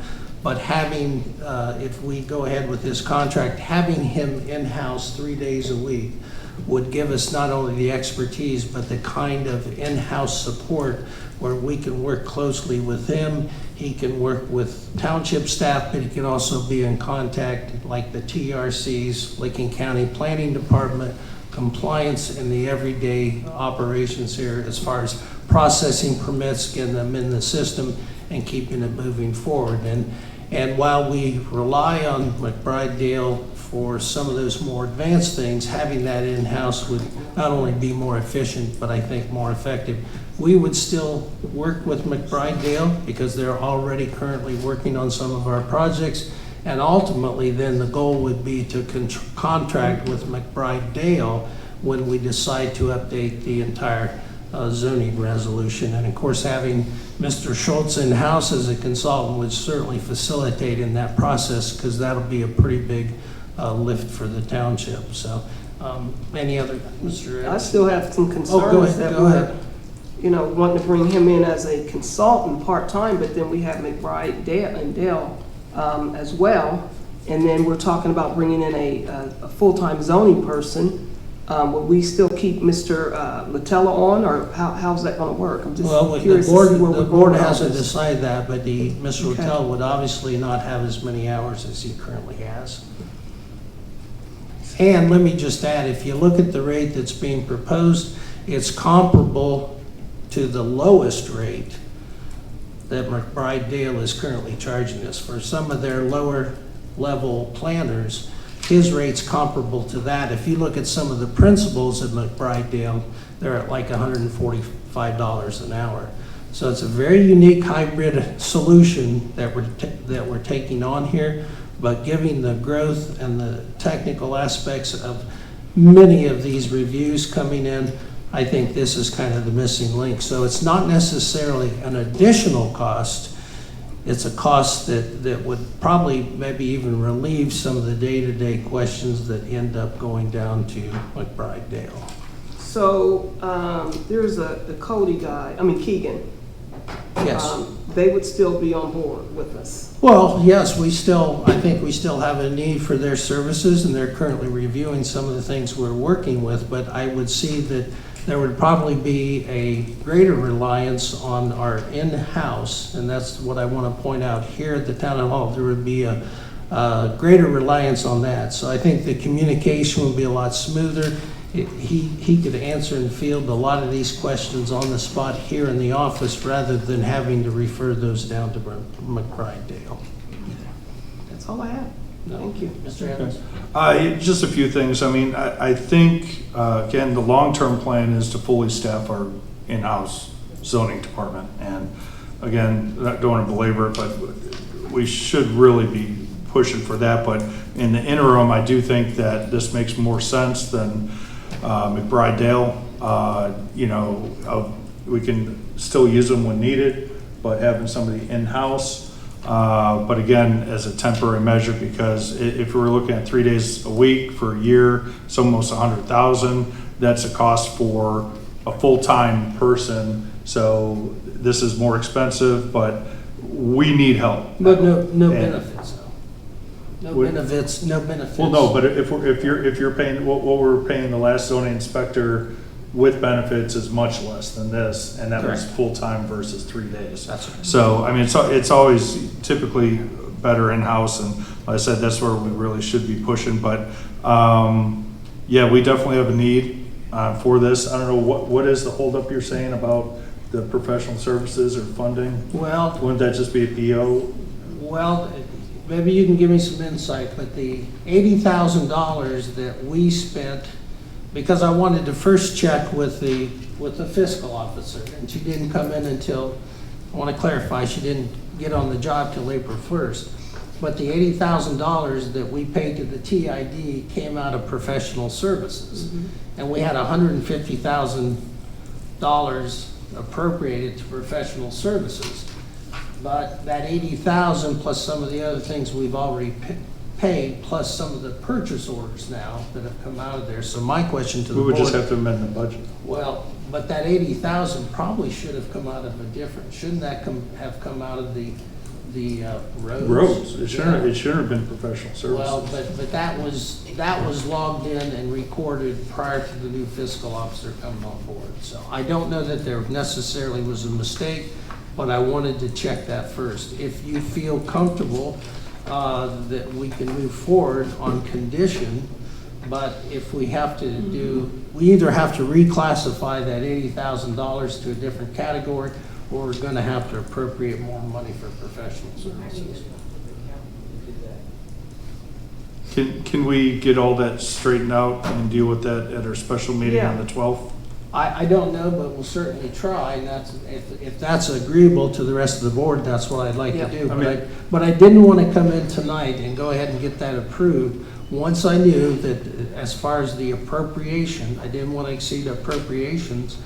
And once you sign a purchase order, you encumber that, even if you haven't spent all of that purchase order. For example, McBride Dale, we haven't spent all that money that we've approved, but it's still encumbered because you have a purchase order. And that's what keeps the township from overspending the appropriations. So, but I wanted to be transparent with the board and tell you the situation. So if I can get that rectified, or at least explain it to the board, then I would ask for passage, and if the board's comfortable having that at a special meeting, which is advertised, then I'll be happy to put that on the agenda. And then I just had one other question. Your hourly rate, is it billed while you're here, travel time? I know, It's while I'm working. okay, because where are you coming from, or where are you? Yeah, I live in the Polaris area, so Okay. it would be while I just wanted to make sure I'm that you're there. And then as far as equipment, do you need a laptop provided by the township? Do you need anything, cell phones, or how is that being handled? Well, we have a laptop, and that's what I wanted to bring to the board. We have a laptop that's sitting in my office that I'd like to, so that he would be able to use and. We actually have another phone too. And be on our system, yeah. We can use the former administrator's phone for the township stuff, if we want to assign it to him. I just thought that made it easier, because then everything's on township. Yeah, well, If that's agreeable. that's why I just want to ask to kind of clarify now. And Yeah, those issues we can discuss. That's no problem. Does that work with you then, as far as if we can take action at the, and make the modifications to the resolution that are necessary? when would you be able to start? When was that meeting? You said the 12th? That's the 12th. What day is the 12th? That's a Wednesday, so it'll be like the following Monday. I mean, relatively. Yeah, right. Okay, we need. And I want to make it clear, as he indicated, he has other family obligations, so that's where the 3 days a week, but some flexibility if he had an emergency or some other pressing matters. And there might be some weeks where if you need more assistance, I might be able to provide that, just depending on the family Right. situation. Right. All right. Very So good. are we tabling this until? Yeah. It's still on the It's still on table, the- but I wanted to give us at least some background, so I'll put that on for the 12th. Thank you, and thank you, Mr. Schultz, for. Thank you. Pleasure meeting you. Thank you. Thank you.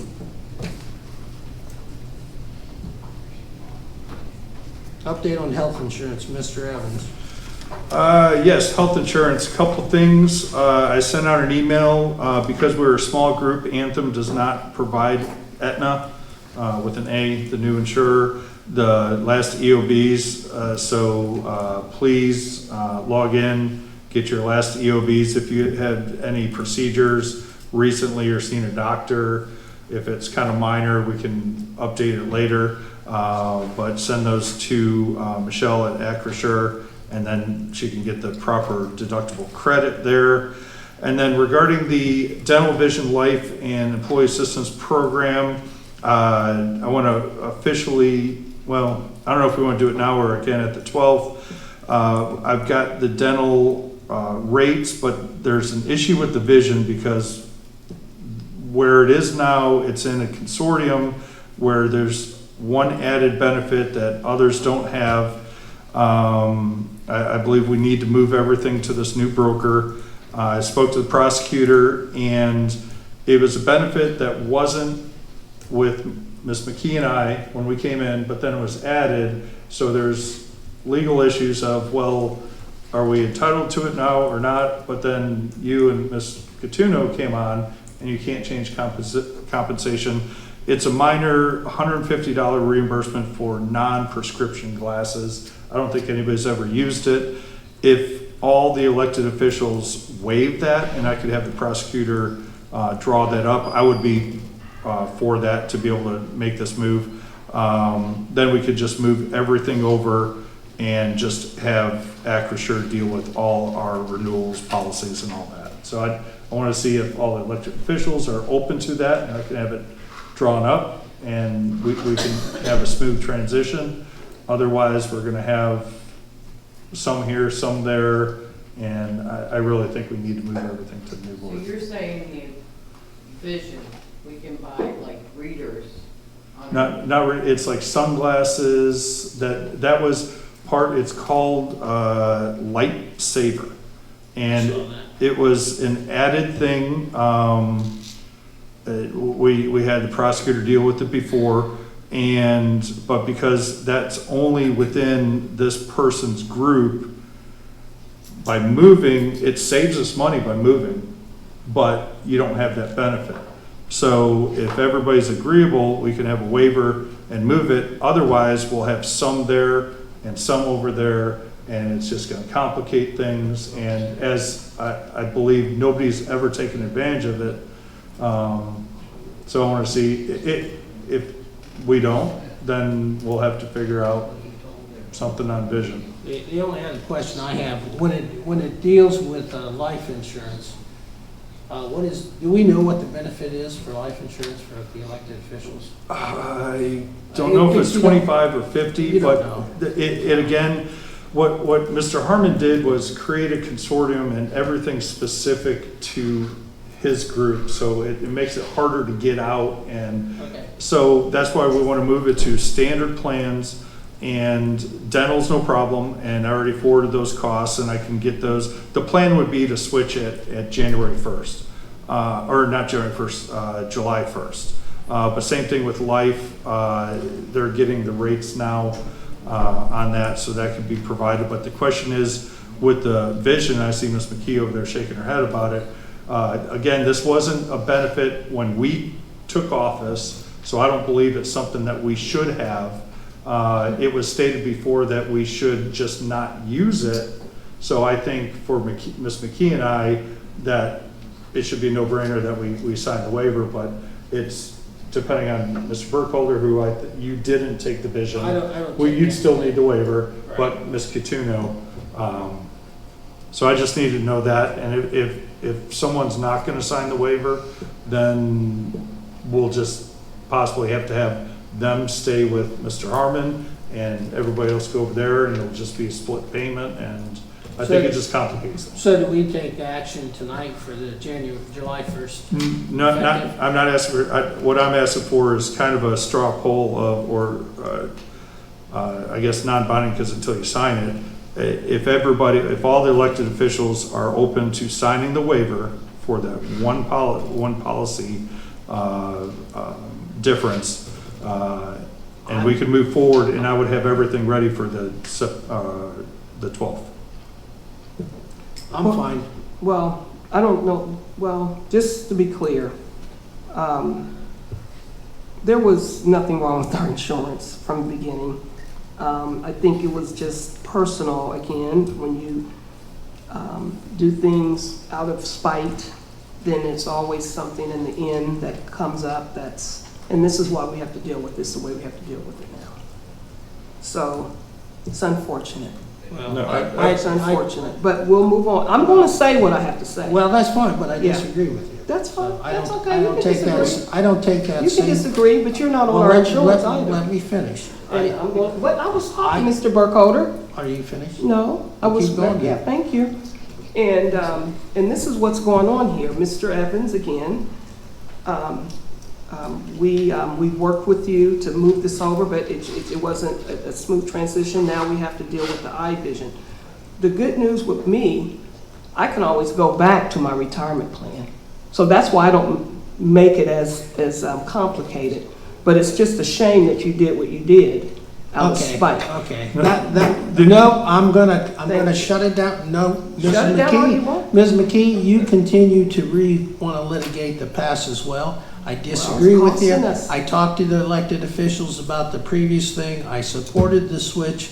I realize things aren't always as easy as they are, but I'm not going to tolerate any more of this back and forth on spite and this relitigation that's of the fine. past. That's fine. Ms. Coutinho, how do you feel off the top of your head on this? And we can still put it on, I hate to. Go I ahead. don't buy sunglasses unless, I wear glasses, Okay. contacts. And that would still be covered.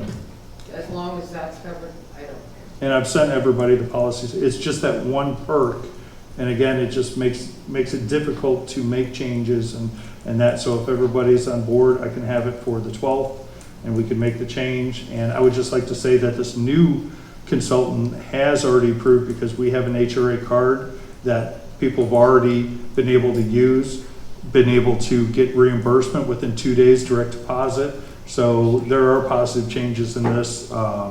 And so, Ms. McKee, are you open for the waiver?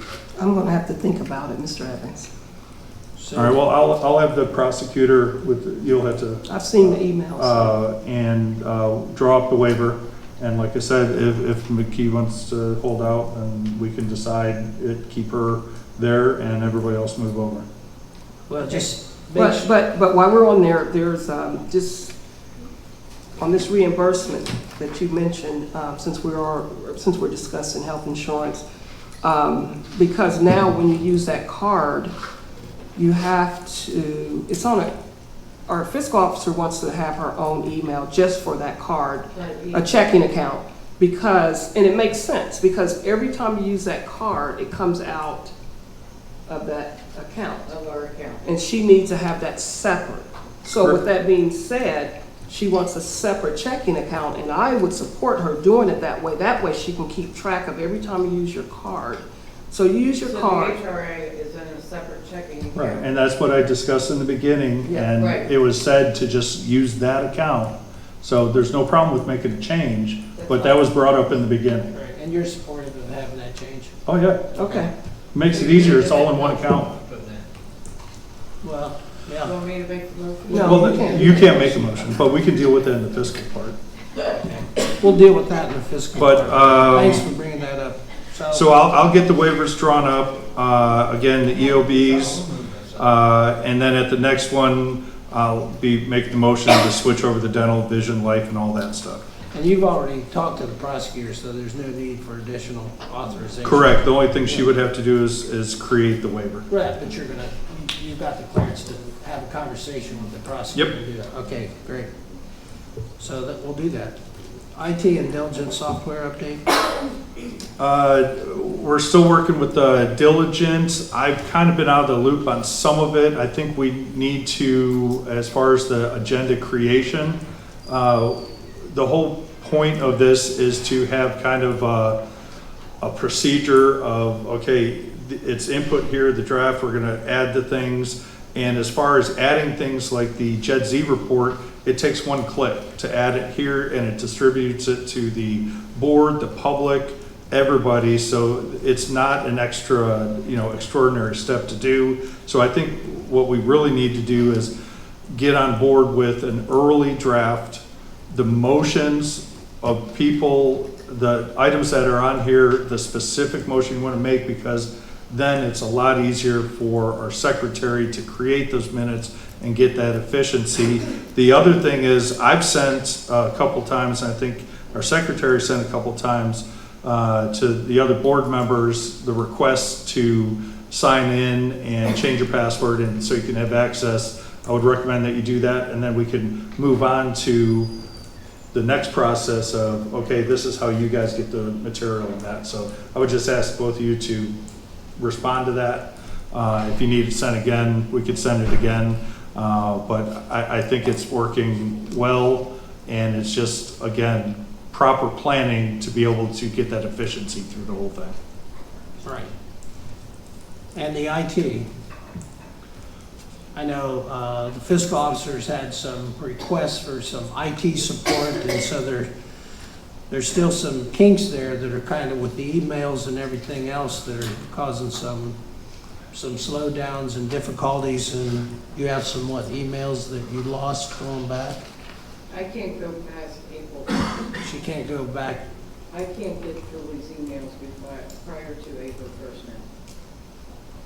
They're not. Okay, it's just a permission thing, and they'll be able to switch that. I was supposed to talk to them today, but other things happened. Right, but they can, if you send them a list of what your issues are, they can fix it without even meeting with you. There's other issues, like I can't download the Excel.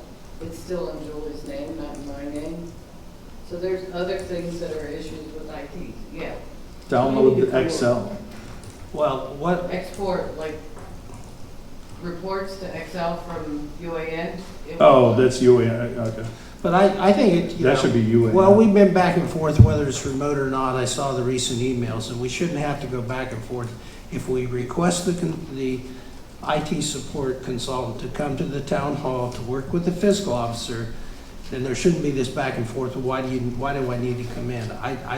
I'll be honest, as a president, I want to see more support for them to be more responsive. I'm not being hypercritical, but these are the kinds of things that are causing a tremendous amount of confusion and delay by not being able to get the information. Well, I would disagree, because they have it set up where they can make any changes necessary on the computer or in the system, and everything. Yes, they sign into your computer. Yeah, they remote in. They can't see everything that you're seeing.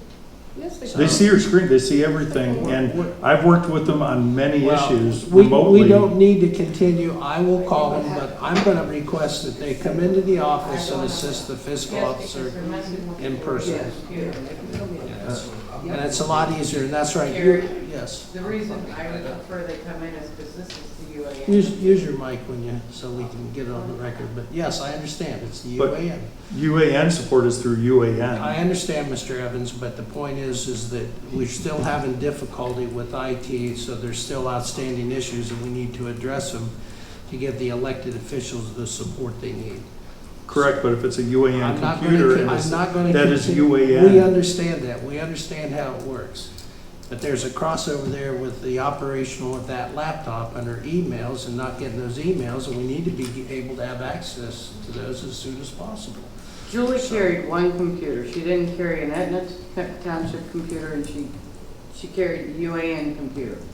That's the one she used mainly for her emails and everything. So it's in here. But the emails are cloud-based. Like everything I have here is on my home desktop, and I could log into your computer and get my emails. It's set up that way, but it just has to be set up properly. And one of the issues was that initially we were going to set it up fiscal. You wanted Jackie Coutinho, we did that, you wanted to switch back, so I think I think those it's- permission settings need to be reconfigured from a shared to the personal and that's all that needs to be done. Well, we're moving on to new business, Reynoldsburg annexation. We have a petition for annexation, which I have forwarded to legal counsel, as well as the annexation agreement, which I've not had access to, but I appreciate you, Mr. Evans, getting that actual agreement over to me. So our legal counsel currently has that. So is there any further comment or discussion on that? The annexation is part of that agreement. There are a few other parcels left that farm on Tollgate and I think another property, and that's the extent of it. So. Okay.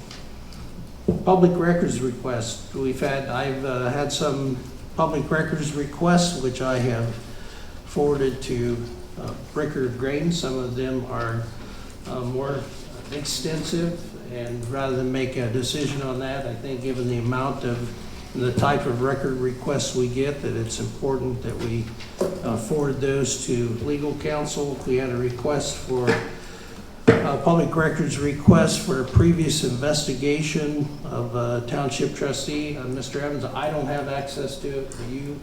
That Ms. McKee did that investigation. Yes, so Ms. McKee, we have a public records request from a law firm regarding the investigation that you and Mr. Johnson initiated investigating Mr. Evans. So we don't have access to that, but I think I copied you on that request. So where is that record? It's a public record, of course, now that we did waive attorney-client privilege. I have a copy Are you talking about the one that's attached to a resolution? I'm sorry, I'm sorry. you're out of order. Yes, that's exactly right. And so there should be a copy in the office as well. Well, would you please forward your copy, because I don't know that we know where the copy is in the office, but it appears that it's attached to a resolution. Is that correct? Yes. So if you could assist us. In fact, our attorney had a copy of it as well that represented us as a board. What is his name? Yeah, he would have that as well. So there's The attorney that conducted the investigation, or would that have been No. Peter Griggs? No, No. Peter Griggs' office did That was the attorney that was over the attorney that was doing it. that they sent a third party in to do it because they wanted to make sure that, because they represent the board, so they had a third party. So we have a copy of that. We also have, so I can make sure you get that if that's what's needed. It's not a problem. Since this is being drug up again, my name's being besmirched once again. This is the investigation that Ms. McKee told the attorney to stop before they spoke to me. So it's bogus investigation to be brought up again. It could have been just handled as a public records request. But again, this shows the total disorganization of our record system prior to now. Okay. We can't find anything. Now, the reason I brought it up is we have a public records request. I don't have access to the record. We will fulfill the public record request. Beyond that, I don't know that there's much utility in further dredging up what happened back then, other than there's been a request, and so if you could forward that forthwith, that'll be appreciated. Not a problem. Item C, are there any other public records requests that we need to be addressing? Oh, when you mentioned public records requests, you mentioned sending it over to our legal firm. Did you, on some of these, because, I mean, we pay for that. I know the prosecutor weighs in on a lot of these public records requests, so I don't know why we're not sending them over to them. Well, I would agree. So you want them to? I mean, that's where we've been dealing with on them, and why pay for something when I have no problem. It's not, because I did see that one today forwarded, but I think more importantly, public records, the fiscal officer, is supposed to be heading these. We need one person dealing with these because they're overly broad. They're not. No one person is dealing with these, and we're going to get in trouble legally But there's quite a few records requests out there that are not acknowledged, not answered, not, and it's a real issue. Yes. I dealt with it as a resident and as a trustee, and I think we need to ensure this is handled properly. I did see one, and maybe Ms. Coutinho, you could expound on it.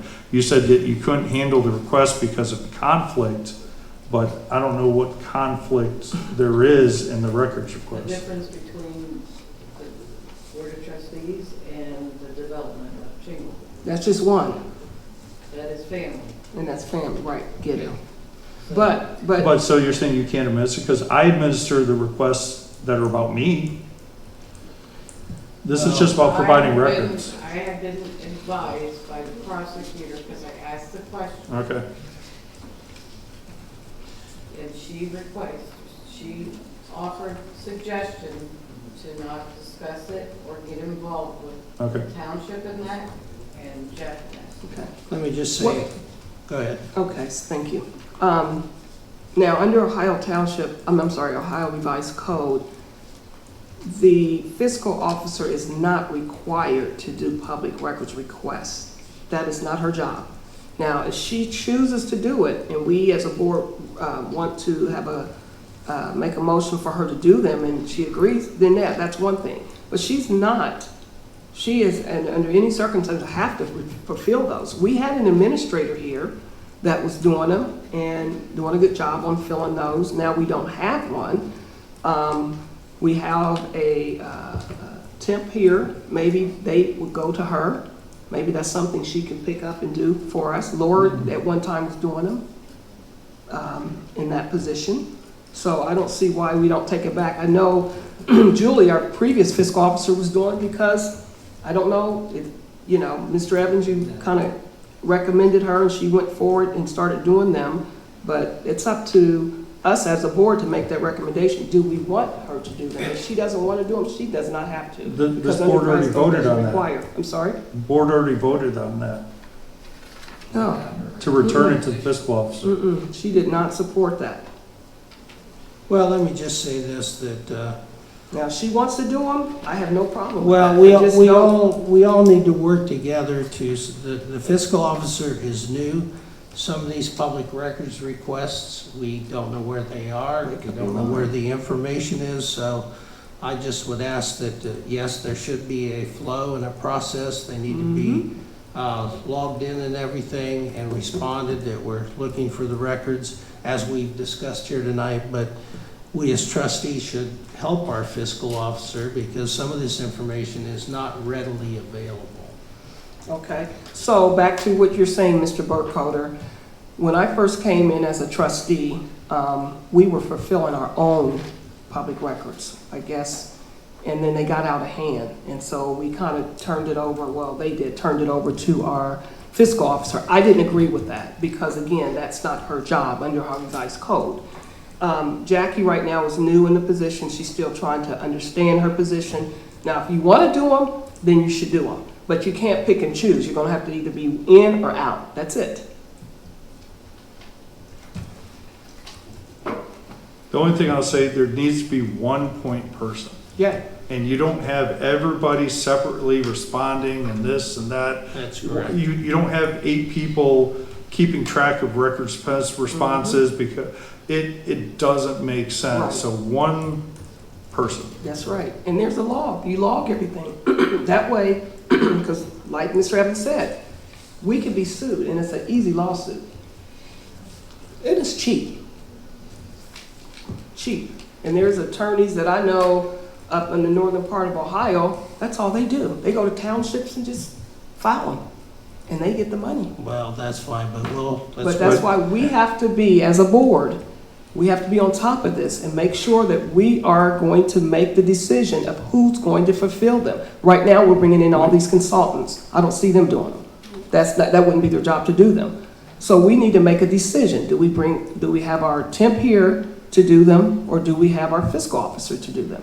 What are we going to do as a board? Again, we already voted in February, I believe it was, for the fiscal officer.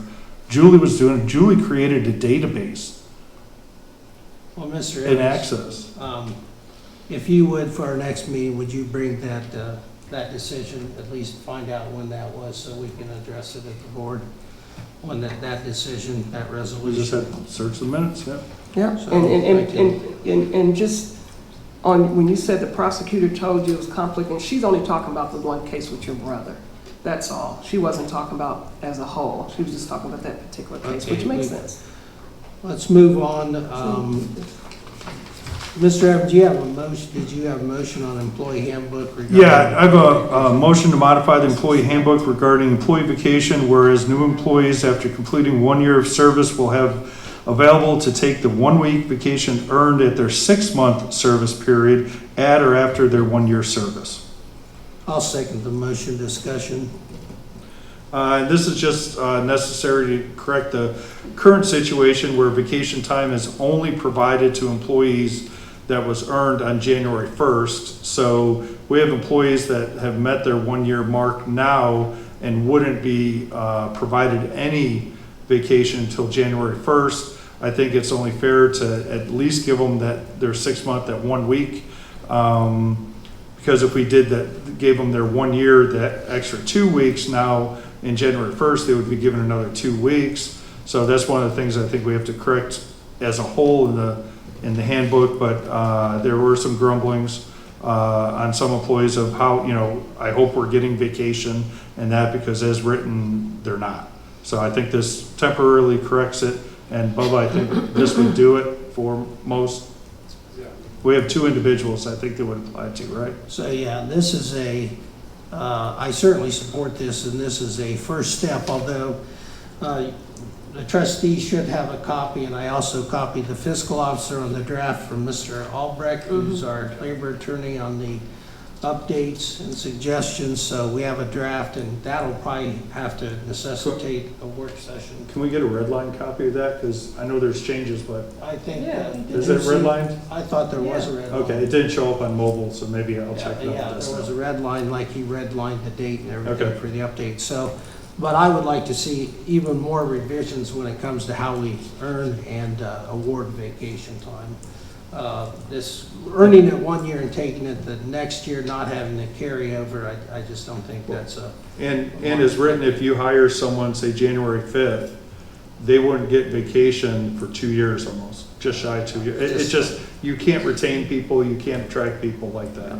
So we'll have a roll call on the motion, please. To Mr. make. Evans? Yes. Mr. Burkholder? Yes. Ms. McKee? Yeah. Fiscal Officer's Report Resolution 2024-028 to approve purchase orders. So moved. Is there a second? Do we have a copy of that I sent resolution? you on the email, yes, and then you have a copy right here. I got mine. No, there's 2 of them. Oh, I got you the payments and. Okay. Oh, shoot, hold on. I wasn't paying attention, I just saw one. Okay, The both of them. gotcha.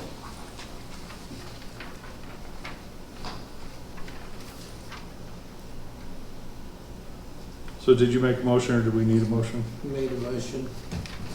I'll second. It was. Oh, was it? Okay. Sorry. Yeah, I believe so.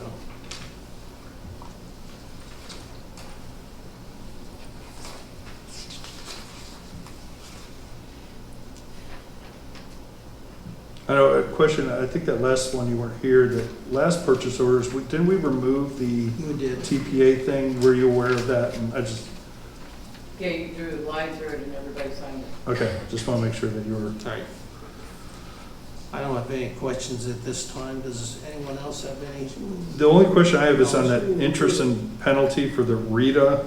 Right here. I saw on the paperwork that there were a couple, on the RITA, I saw on the paperwork that for the year 20 and 22, Form 17 was 23. outstanding.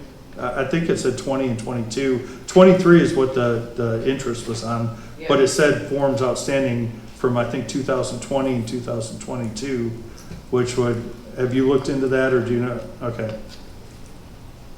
I just want to make sure we're not getting continuing penalties on that, or. I'll look into that. Maybe not by the next 2 Any minutes. further questions or discussion? Roll call, please. Mr. Evans, yes? Evans? Yes. Burkholder? Yes. Ms. McKee? Yes. Is there a motion to ratify the payment of the bills as shown on the payment listing? So moved. Is there a second? A second for discussion. Discussion? Just for, Ohio Mobile Shredding. Ms. Coutinho, does this bring us up to date on the late payments on the ones that were forwarded, or is this everything? Now we're up to date? Except for MKSK. Yeah, MKSK, we're still looking for that purchase order, so apparently, and we approved that, Mr. Evans, if you recall. MKSK back when we had planning services and the amount, that might have been early on in this new board. Yeah, I'm sure I'll be able to find it, but I haven't been asked about MKSK. Well, no, I'm not saying you, I'm saying when we looked for that purchase order in order to pay those bills, we didn't find the purchase order. So we're going back to look at the minutes when that was actually approved.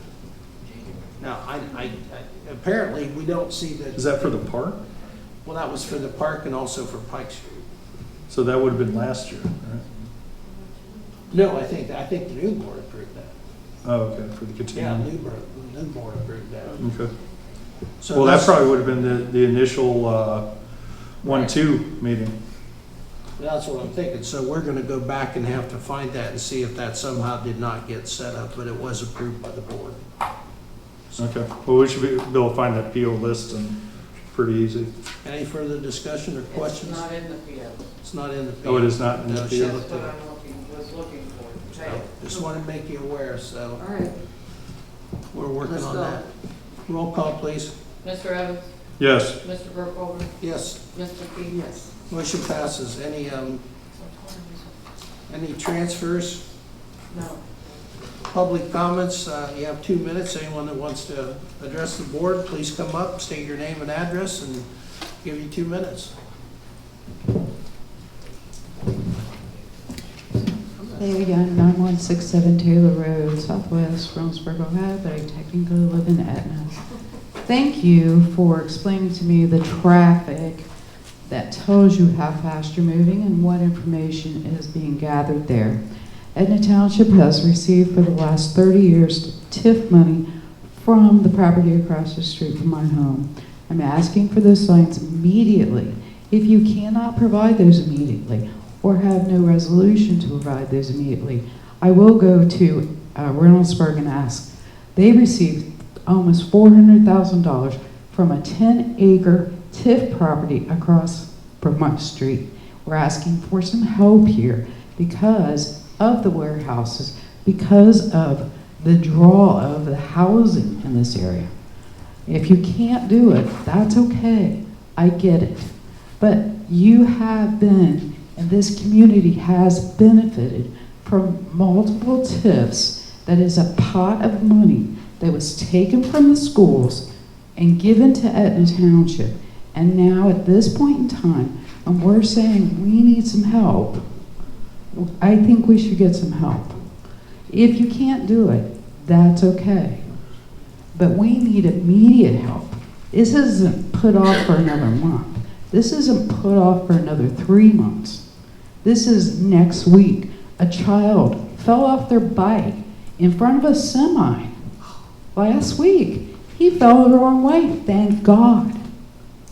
But we need some help. And because my property across the street, and I understand that TIF money, we should be able to address this issue very quickly. I came to Etna Township first because I knew Etna Township cares about their community, wants their community to grow in the right way. I thank you very much. If you can't address it though quickly, please let us know. Thank you. Thank you. There was a meeting, wasn't there, recently with Reynoldsburg? We have a representative, don't we?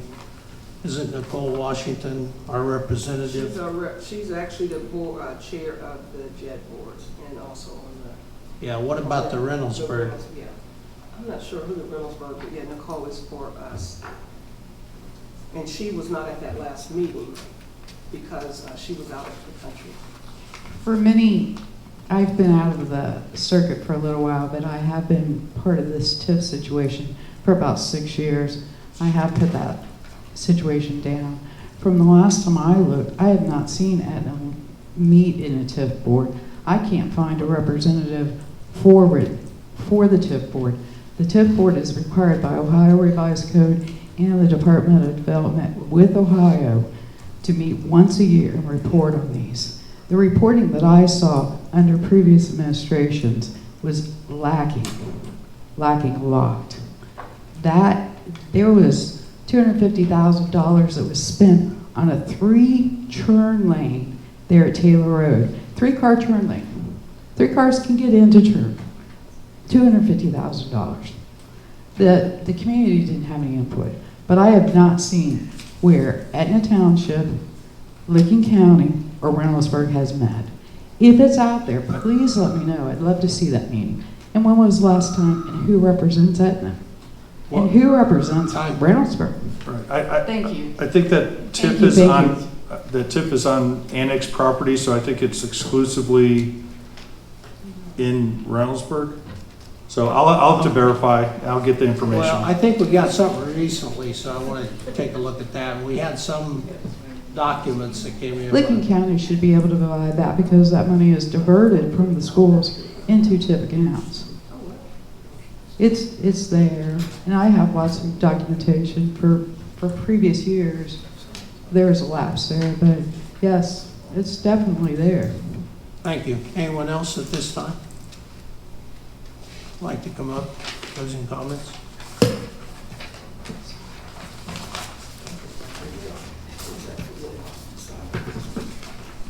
Sage Hobbs, 160 Roland Road, Southwest. I just wanted to say that I appreciated Trustee McKee's judge report. I just, as an everyday resident, don't have tons of knowledge on how those work or what they do, so I appreciated it. The oral report, I didn't think it was too hard to follow. I thought that was okay. It would obviously be great to see it in print, but I appreciate the effort nonetheless. I also was going to ask about public record requests going to Broker Graydon, you already asked. And then I wanted to give you the resolution number on that report that Trustee Burkholder was asking about for that public records request, the one with the report and the complaint and everything. That's resolution number 23-11-21-07. So that's the resolution number on that one. Thank you. Paige. Anyone else?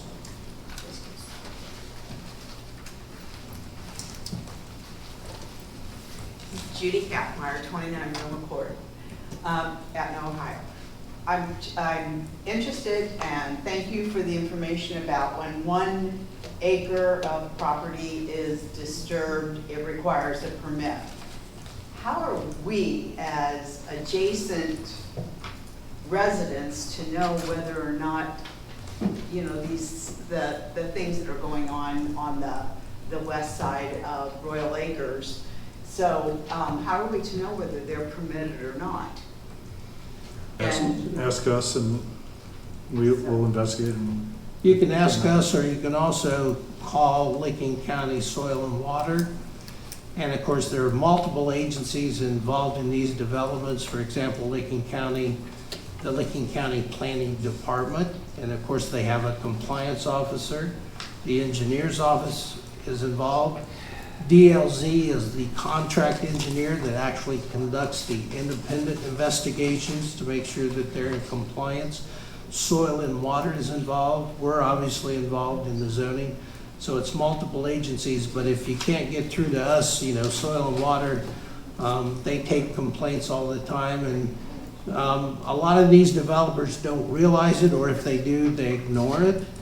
Well, it's very confusing. Yes. Because, you know, you see all of it, and not just construction there, but in other places as well.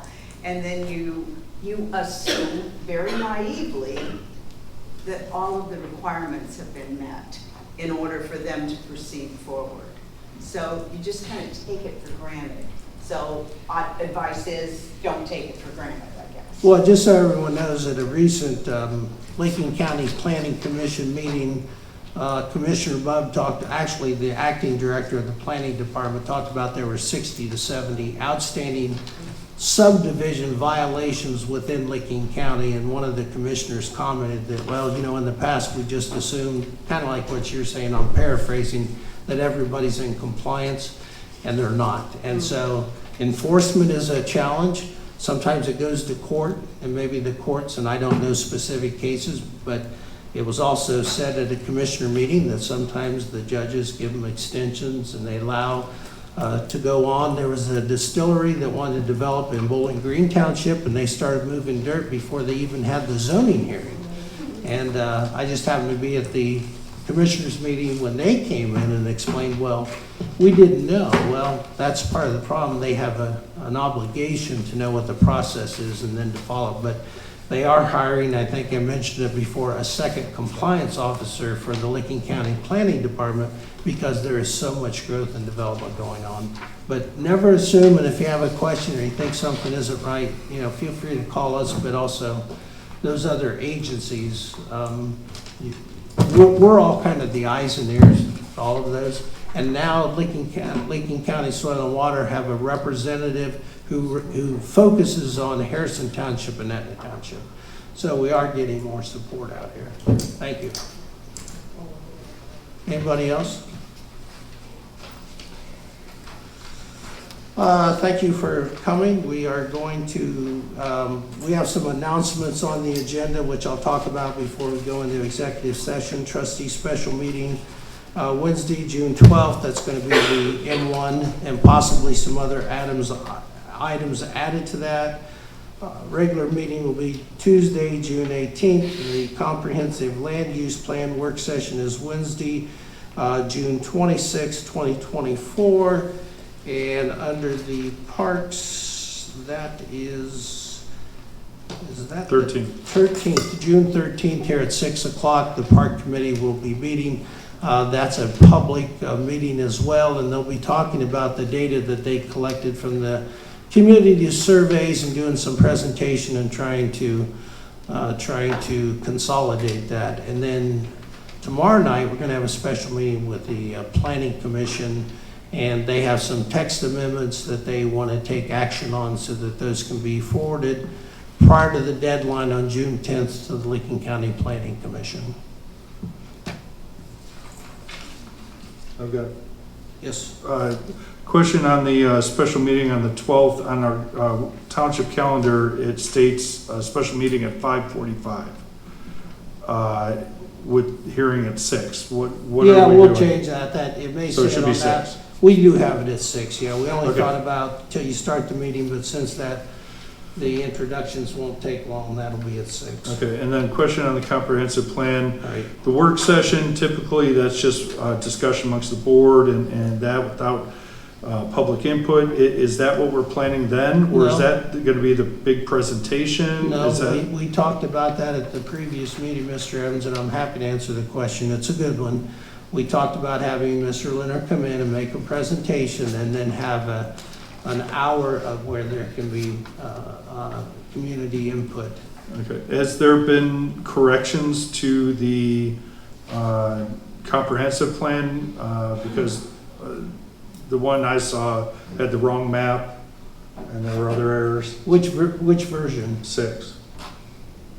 I know that the zoning commission members worked with Mr. Leonard. I don't know that there's been any feedback to him on any other. That's the one that was passed out of the zoning commission to Okay, us. well then those need to be listed. I think we've talked about those. Those need to be listed.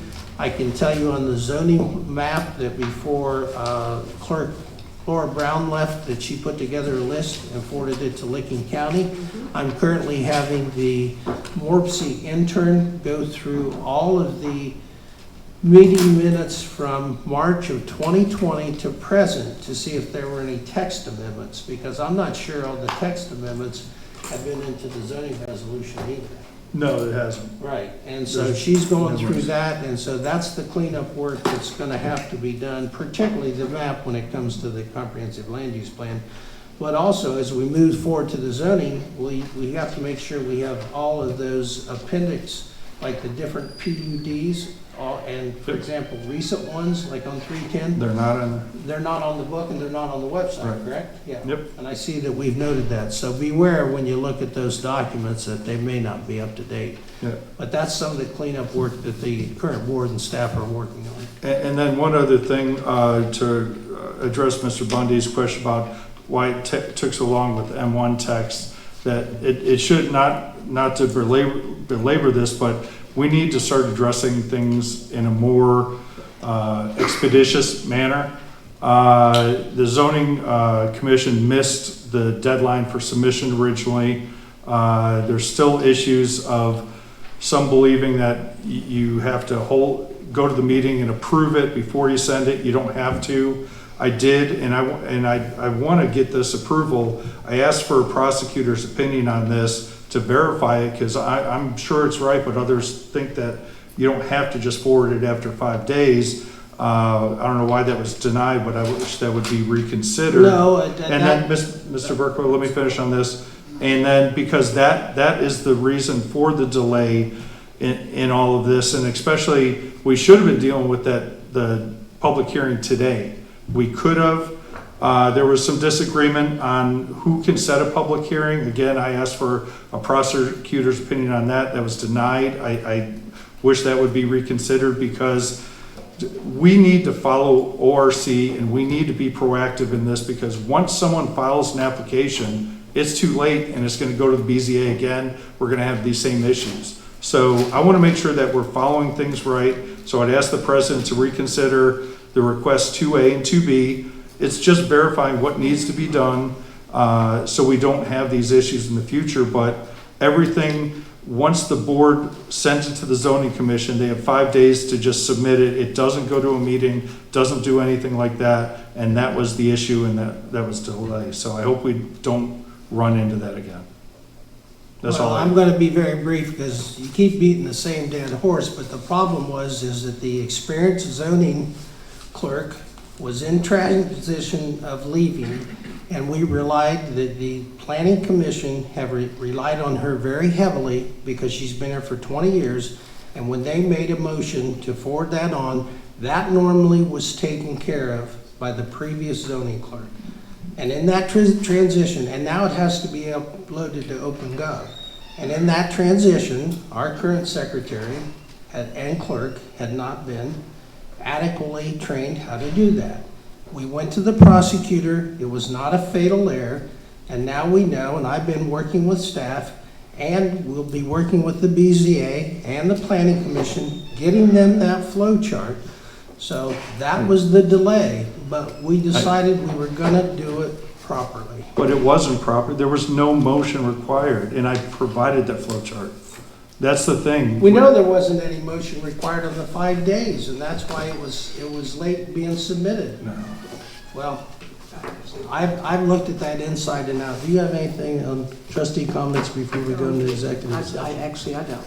Okay, very good. I don't either. So with that, I'll make a motion to go into executive session, Ohio Revised Code 121.22G, to consider the employment of a public employee and to consider a complaint against a public official under Ohio Revised Code 121.22G1.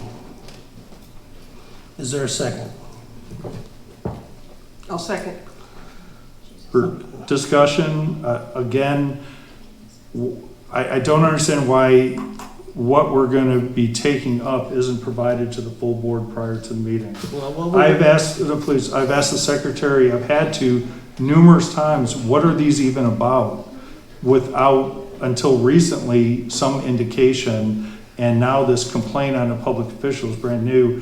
We're going back to the days of not sharing the information. We can't. It's easy to share information, and that's going back to doing what we should of an early agenda, providing information, and nothing's been shared with the board. And I don't know why. It's going to be shared in executive session as it should be, and it'll be the 3 trustees, and it will be Holly Palumbo, and that has to do with full-time employment.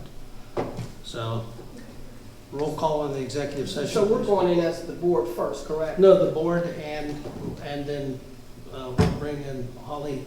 Oh, the board, and then we'll bring her in after we meet, correct? Is that Well, what we you're can meet saying? afterwards. I think we'll bring her in there first and have a conversation, so. Oh, okay. So, roll call, please. Mr. Evans? Yes. Mr. Burkholder? Yes, Ms. McKee? Yes. we're in executive session at 8:20. Thank you.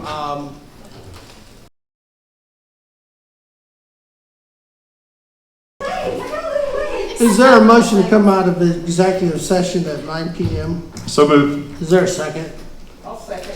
Second. Roll call, please. Mr. Evans? Yes. Mr. Burkholder? Yes, Ms. McKee? Yes. we're out of the executive session. Is there a motion to adjourn? So moved. Second. Roll call, please. Mr. Evans? Yes. Mr. Burkholder? Yes, Ms. McKee? Yes. we stand adjourned. Thank you for coming. Good, right. I got